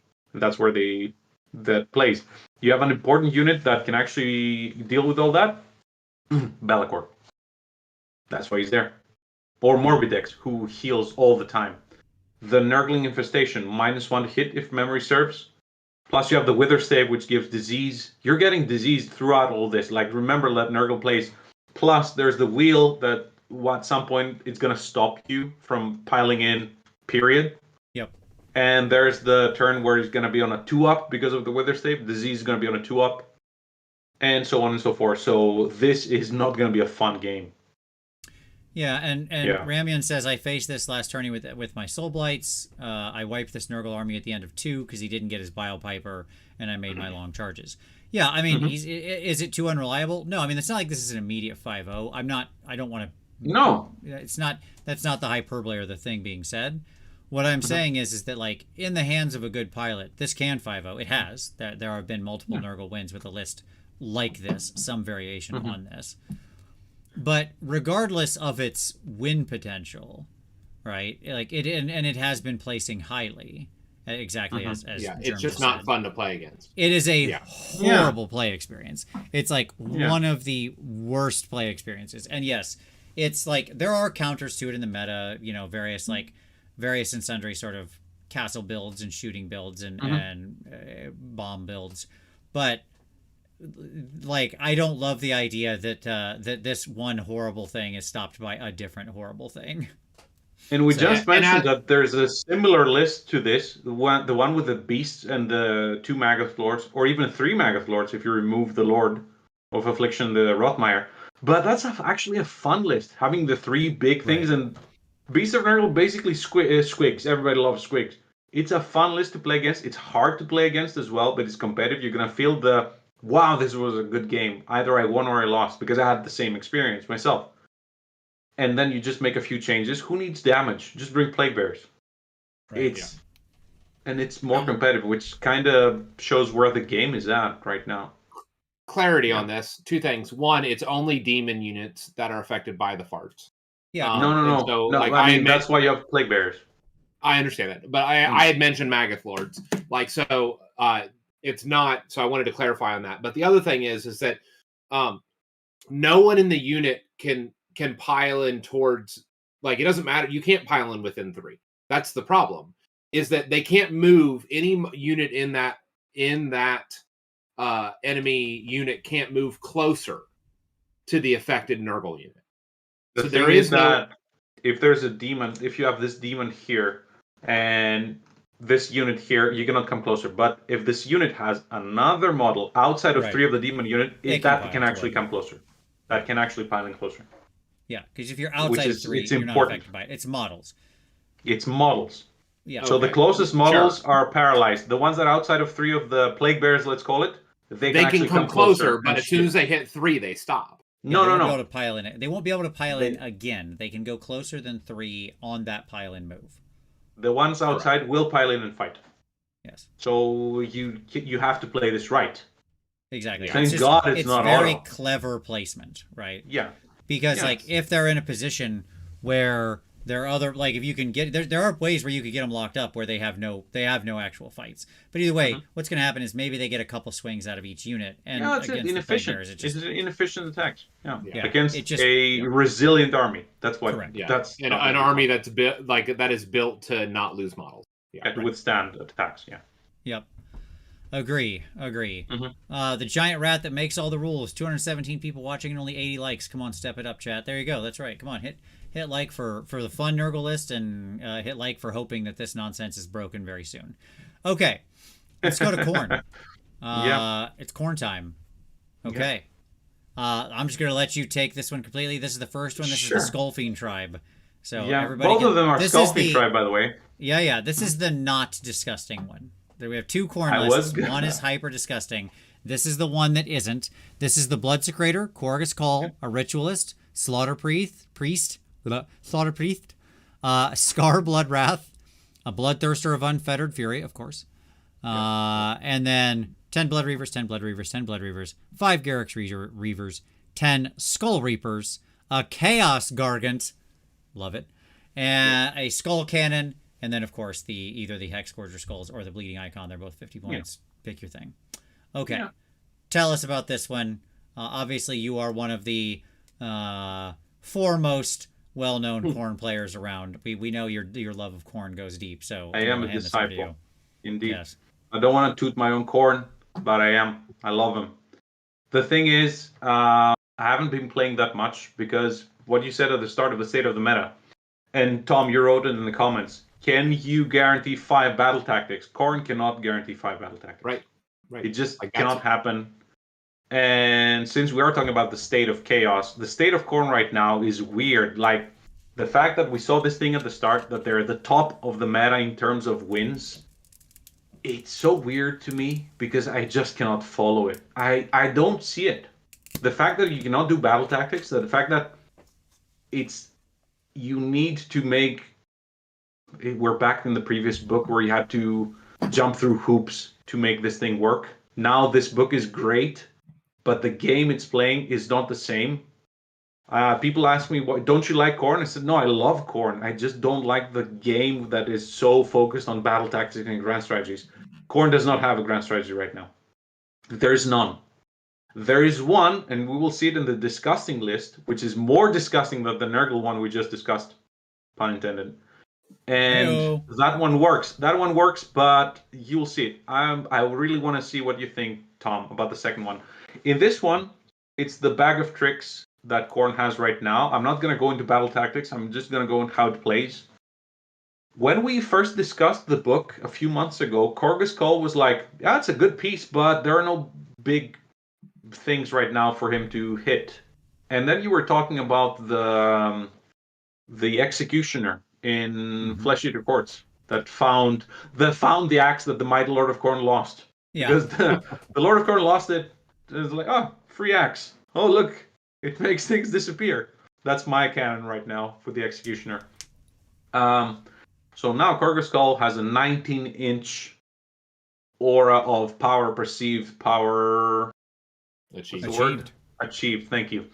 Because he will deal damage to anything. That -2 rend with 6 attacks on 2s and 3s. You will get it some damage through. And then it's a 5-up. So now with the Vampire Lords and the Mortarks and big things that are going around, including the Glotkin, the Magath Lords, and so on and so forth, Korgus Skull is actually a very fun piece to have. 7 wounds on a 3-up. Pretty good. Cannot be shot. 5-up versus spells, and so on and so forth. Good piece. Plus, you run him 11, and then you pile in 8. If you want, if you dare, come closer. Bring that Vampire Lord and Zombie Dragon. Right. He's going to be baseball back. And so, yeah, Bloodsecrator, it's such a great piece. That 4-up rally in this army with so much armor on the mortals, you cannot just beat it. It's amazing. If you put the null thing on him, where he cannot even be targeted by spells, you just whatever it's called, that announced null thing. It's great. The Fury Thirster is amazing.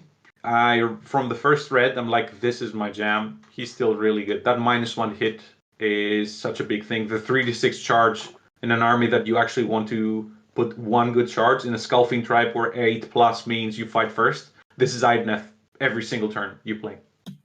And then you have the fact that he ignores wards. The Argath, the King of Blades. Firebrand makes him a priest. Double move from the prayers. I played a Sylvaneth game where we called it at round 4 or 5, and we're like, all right, could I actually kill that thing on the other side of the board, because that's what I need to do for my grand strategy for some reason. 12 move, Bloodbind 8, kill it with fire. You are actually able to do it, and you cannot do it without him.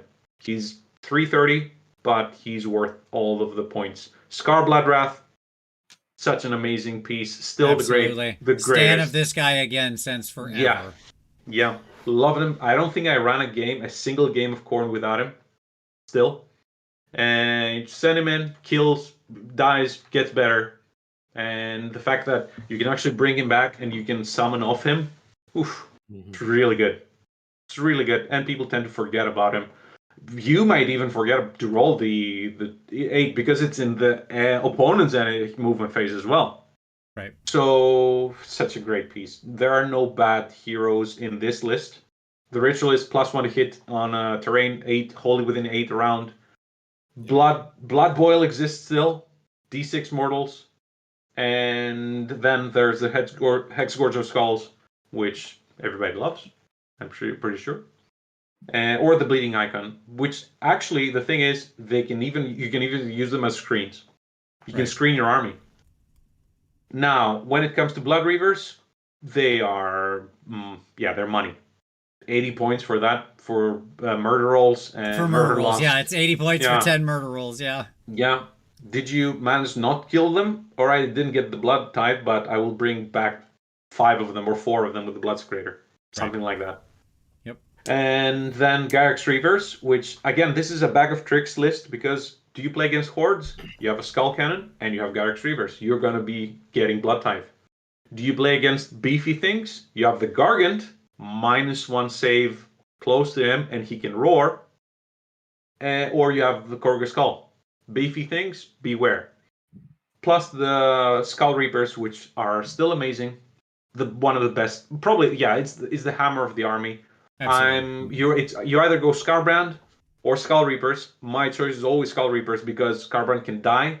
They cannot die because of rally on a 4-up with them. I agree. And the 3d6 so charge hard to remove. Yeah, the 3d6 charge from them because of the Fury Thirster means that where do you want them? They're gonna go there. And of course the Skull Cannon, which is a little bit of shooting if you want to remove because I do have Bring Me a Worthy Skull, which is the one I like. I give up with the grand strategies. Just point at a hero, I will try to kill him. That's it. And I hate everything else. So Skull Cannon can make some shooting. Well, like with Bloodbind, you can kind of do the look out, sir thing go away. The Meteor with 3 blood type can deal some damage. And so on and so forth. It's always nice to have. It's useful for the battle tactic that said kill 8 things. Shoots, charges in, hits, shoots again. You will kill 8 models from a screen or something. And if that's not there, if there are no hordes for that, you use the Skull Cannon as a screen. Or Garrix Reavers, for example. Otherwise, you use the Gargant if there are hordes. You don't really care about the Gargant if there are hordes. You use that as a screen. So I find this a list for people who love the Johnny aspect of Khorne, because there's tricks there. The issue with this is that if you play against something that a couple of the things don't work against, well, you're playing with a sort of less than optimal army. The thing about Khorne now and the battle tactics is that what's your turn 1 battle tactic? Sure. No idea. Surround and destroy? Let's talk surround and destroy. Yeah, you could do that. You are going to probably go first with this if your opponent says, all right, sure, go first, and then I might double you.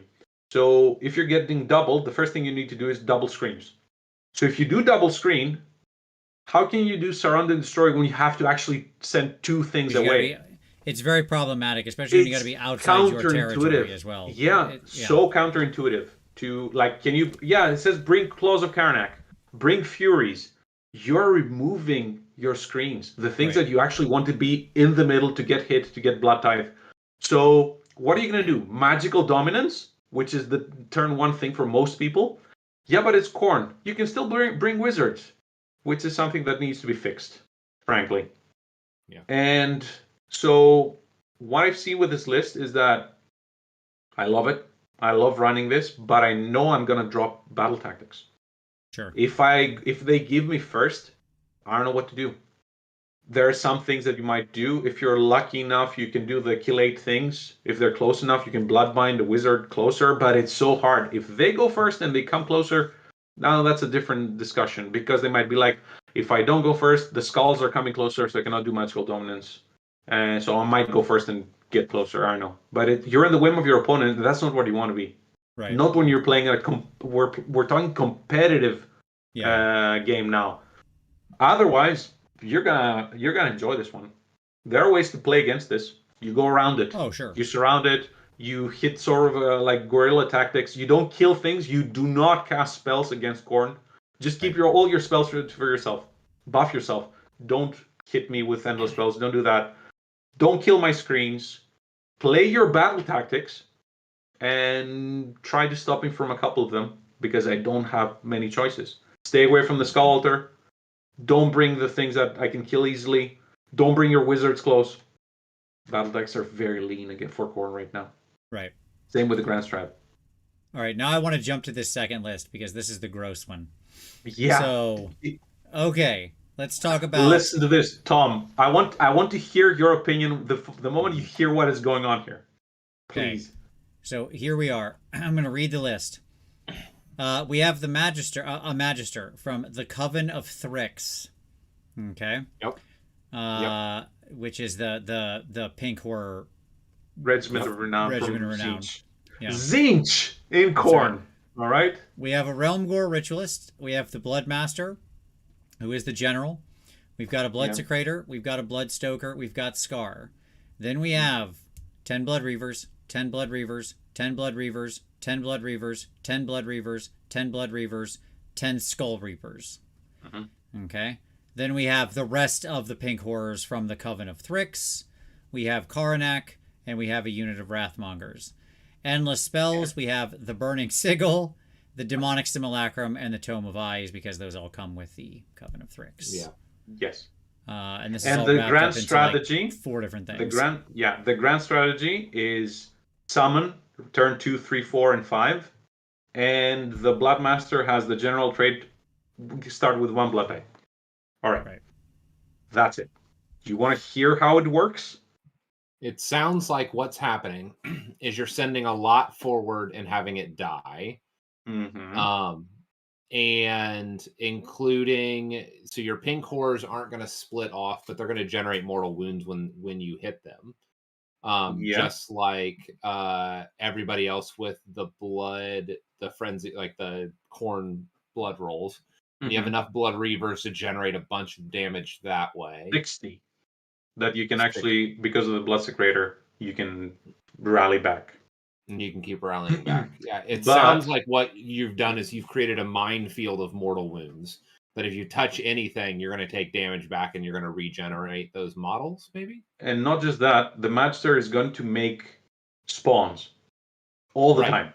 Because of the sigil thing, whatever it's called.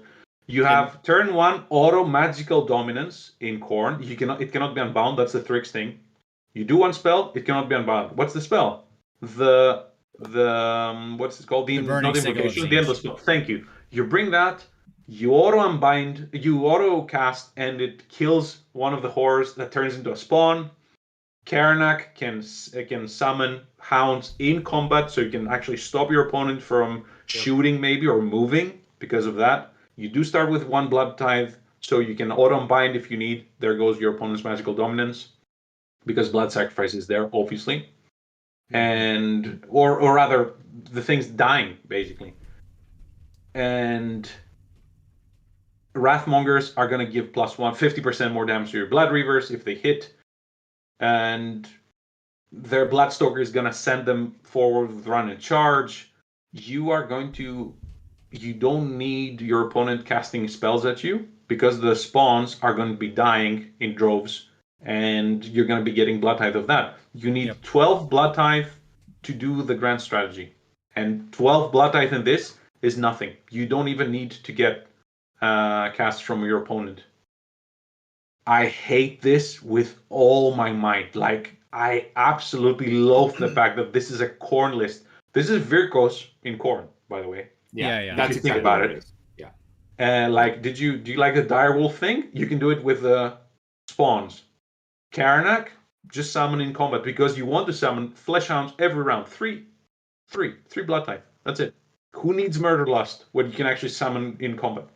So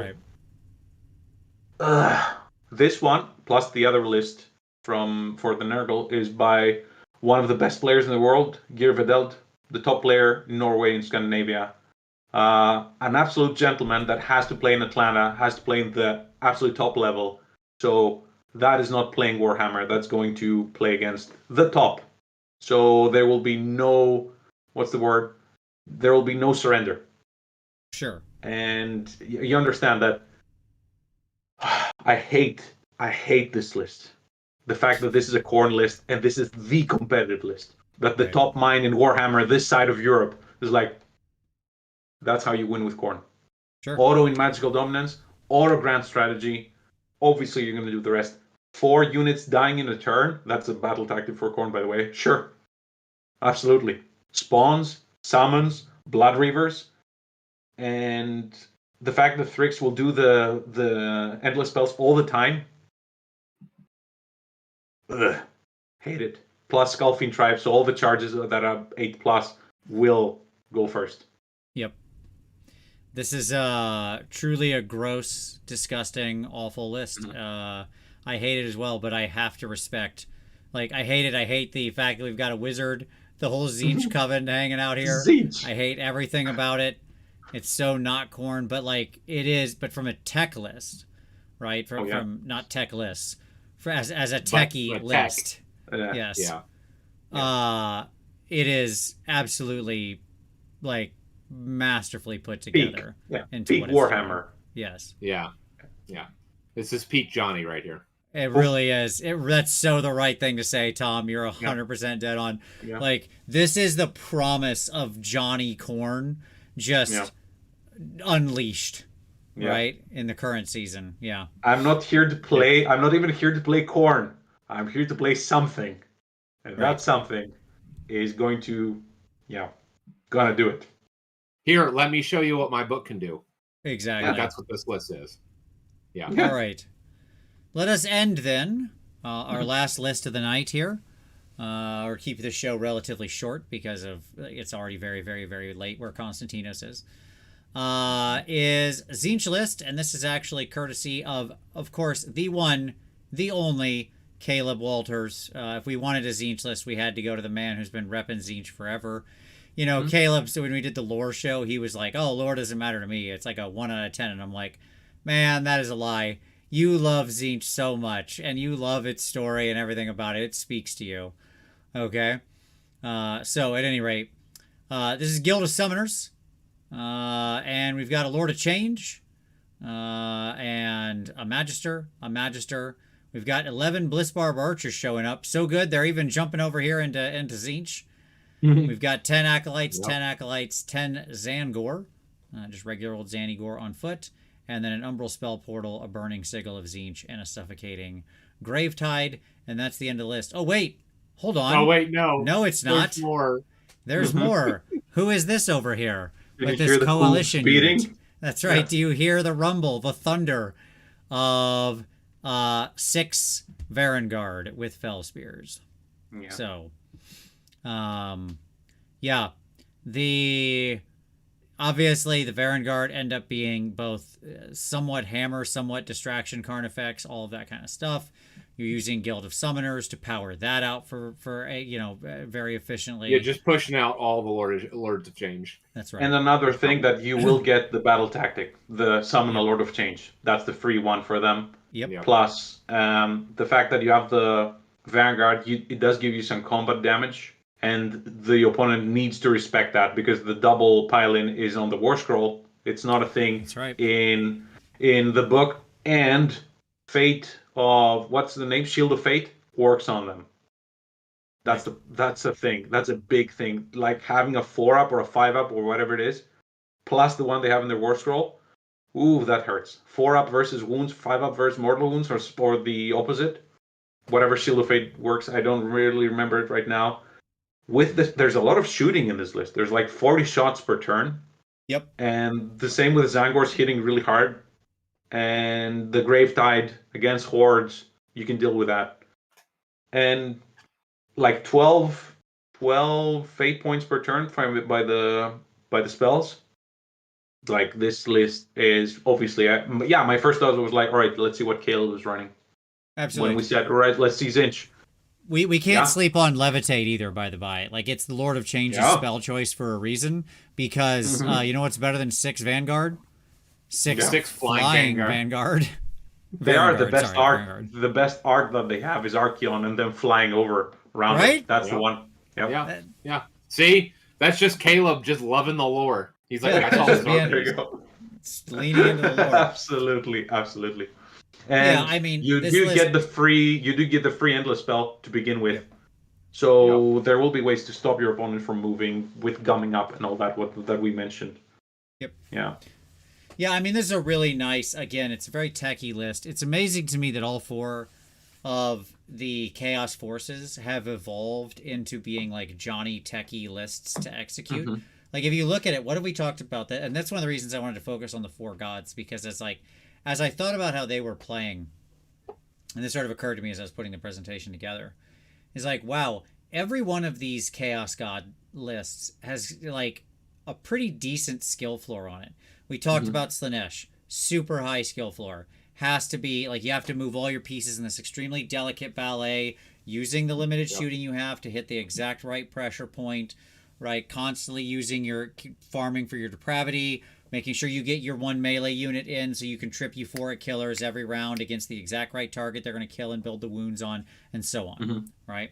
We talked about the techie Nurgle build that is like, well, it can gum up the whole army, but if you don't get it right, or if you fail to get the sloppity or stuff like that, things can go wrong. We talked about the techie corn build, right? Where it's like you're trying to play. What do I play against? I'm gonna do this. Do I play against something like that? I'm gonna do that. Prayers are, you cannot deal with them. Blood type, you cannot deal with it. There's tech involved. It's blue black all over the place. It is. Yeah, I mean, it's Dimir. It's like all the Chaos Gods are just Dimir, top to bottom, right? And then finally the Tzeentch list, which Tzeentch has always been a techie army, obviously. So it's not like there's anything incredibly new. But again, you know, this army is other than the Varangard, it's all made of paper. Right. And so like if anything of any power gets into your Lord of Change, your anything that says battle line, that stuff just evaporates. Yeah. Right. Yeah. But you need to think of this as 2 Lords of Change, because you will bring Guild of Summoners wise. There are 2 there. And if you come closer and you don't take them down, you're getting zapped. That's right. So yeah. It makes me wonder if like the meta isn't right for like an alpha 1 drop list. It is. Like when I see, like, that's what I'm saying. Like when I see stuff like this, it feels like the meta would be super vulnerable. Yeah. To alpha 1 drop. Like if, like, I don't know, let's hypothetically say that we had a 1 drop list that you could reliably put your whole army into the enemy at the top of 1. That's why the 12 Varangard list right now is so good. 12 Varangard, Alpha Strike. You can, like, Big Y is a big part of the game right now, but Big Y, if you let Big Y fill in with the points, you're done. You need to hit them hard, hit them fast. That's why I played against Beastclaw Raiders with 6 monsters with my Big Y. They came over and they ruined me. 2 Alpha Strike armies, that was the hardest one to play against. You don't let the opponent move where they want to be. So Alpha Strike could be a choice. Yeah, and even OBR. OBR, Morghast Archive. The 6 Morghast or 8 Morghast Archive, that's the first push. Can you deal with that? So, I think the Alpha Strike is something that we haven't seen that much, but it could be an answer. Yep. Lord Vladik said, what about BOC, Slaves to Darkness, and Skaven? We talked about them sort of thing. I wanted to focus on the main Chaos Gods here because we only had a limited amount of time, unfortunately, for the show tonight, just given the restricted time. Don't worry, we will talk about all of them in the future. We made some offhand mentions. I mean, I can summarize it like this. None of them are in a great place, is really what it comes down to. Beasts probably being in the best place of those 3, and that's largely on the strength of those lists are all going to contain, you know, a Doom Bull and plenty of Bulgor and stuff like that. Again, another very techie list to play, honestly, that you're going to utilize a lot of the stuff we've talked about in the show of board control and denial. We did talk about Skaven already in passing, so I'll leave that where it is. They're probably in the roughest spot of everybody right now, relying on like really undercosted dumb things with the towers. And then Slaves to Darkness is also in a pretty rough spot right now. Sans the Vanguard list, which I think is actually has power. Which again, that goes right back to the thing we were talking about of skew lists becoming more popular. The Steam Tank skew, the Shark skew, Vanguard skew. Like, so I think there's probably a larger discussion here that we're hinting around the edges of, right? Of like, imagine if in the new edition. Sorry, go ahead. No, my thought here is let me just I kind of want to leave on this and then we'll wrap it up. But like, this is my final thought. As the meta has tightened, which has undoubtedly happened, right? Like, overall, you look at win rate stuff, they win rates have collapsed in, things are getting a lot tighter. You get more armies at the 4+ win. You see more armies being 4-1 and 5-0 across the board, right? Skill has mattered more and more. At the same time, as things have become tighter, one of the natural sort of things that then occurs is if anything breaks the mold slightly, then it instantly becomes a skew, right? Because as everything has gotten tight, if one thing pops out of that and is an outlier, wham, you can just exploit the living bejesus out of that. In a world where where the plot or the scatter point plot is wild, you actually are pretty incentivized to be all over the place, right? In a world where everything grips tightly to the balance line, the one outlier that sits there is like immediately the skew list. Suddenly sharks, everywhere. I think I know what you're gonna say, Tom. We said imagine, and you're going to the old world. You can have that if you have that. No spamming. For the Grail Knights, you need to have the... Isn't that what you were thinking? Yeah, it was basically like, imagine if in list building, like, it moved, like, heaven forbid, I don't ever want to go back to, like, a core unit, special units, like, restrictions on so many whatever, right? Yeah. But imagine if we moved more towards the space of... Like, even we've begun to see this in the book designs, as an aside, you of can like have cities. Hobgrots. You can have Hobgrots if you have gut rippers. Yep. Yeah. Like, I can imagine a world as we move forward where, like, I would love a space where we move towards the, like, what does Tyler call it? Hard mode or Highlander. Like Highlander, where you can only do one of each unit.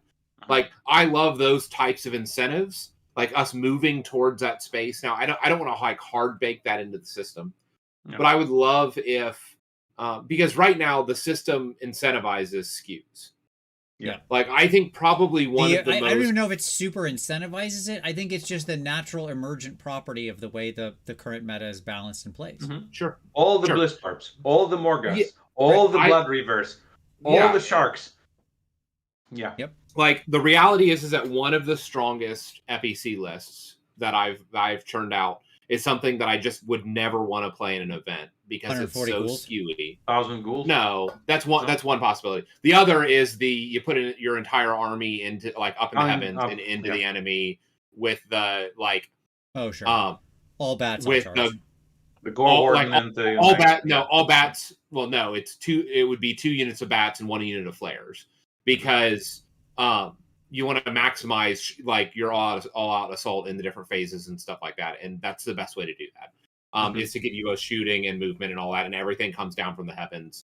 And if you get, heaven forbid, you get that Arch Regent spell off when you're backboarded, because then everything that drops down moves forward a d6 inches after it drops down, and so their charges are anywhere between, like, 7-inch charges, and because of the +1 army wide, and they were between 7 and 3-inch charges, right? Basically, like all your models have 3d6 charge. That's what it means. Essentially, yes. Yeah. Everybody has 3d6 charge, and is needing a 7, and everybody's needing a 7, and you're setting up 1,600 points off of the enemy line. Hello, Vanguard Wing. Did you miss us? Yeah. Right. I mean, that's what it is. I don't want to. I agree with you completely, Tom. That's what I'll say. But, like, I actually don't. This is going to be more discussion when we talk about, the old world whenever that happens. But obviously, they did spoil out that, or they shared out the article on army building. This is my final thought to your point.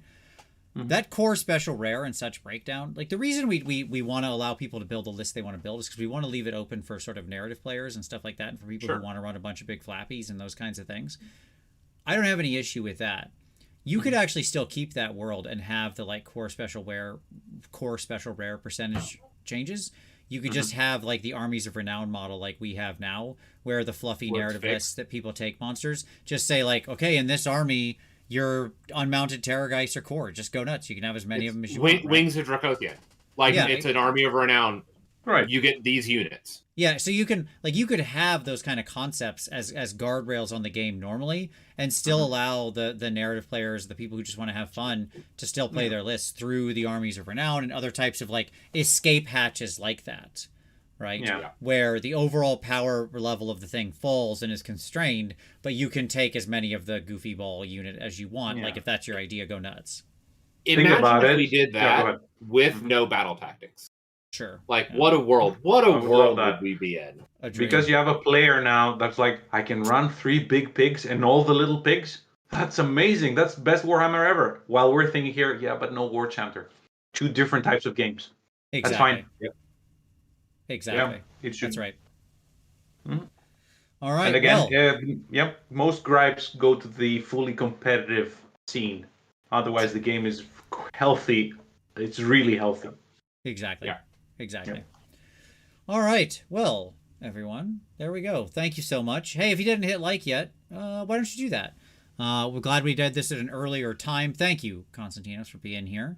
My pleasure. The holiday starts very soon and is relaxing. I know with young twins, it probably won't be, but fingers crossed you get a few minutes there for yourself. For all of you out there who watched, thank you so much. We really appreciate it. Hit like, hit subscribe, hit all those things that make all the dings, all that kind of stuff. And if you want to support the show, hey, guess what? In this holiday season, there's lots of ways you can do so. You can share stuff.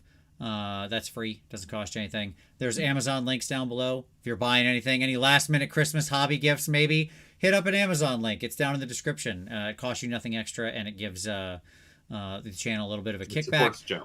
It supports the show. There's a merch store down there. Maybe you want to buy somebody a cool Warhammer Weekly merch that will definitely not arrive by Christmas. But you can give it to them in the new year and say, hey, I thought of you. Or as always, of course, there's a Patreon down there focused on hobby and review and feedback and taking your next step. Maybe you've got a new year, new army project coming up. Maybe that's the right thing for you to get that motivation going. Either way, thank you so much for watching and supporting it. We really appreciate it. We'll be back next week with the end of year wrap up / Christmas show / all of that. But as always, we thank you so much for watching this one, and we'll see you next time. See you next Wednesday.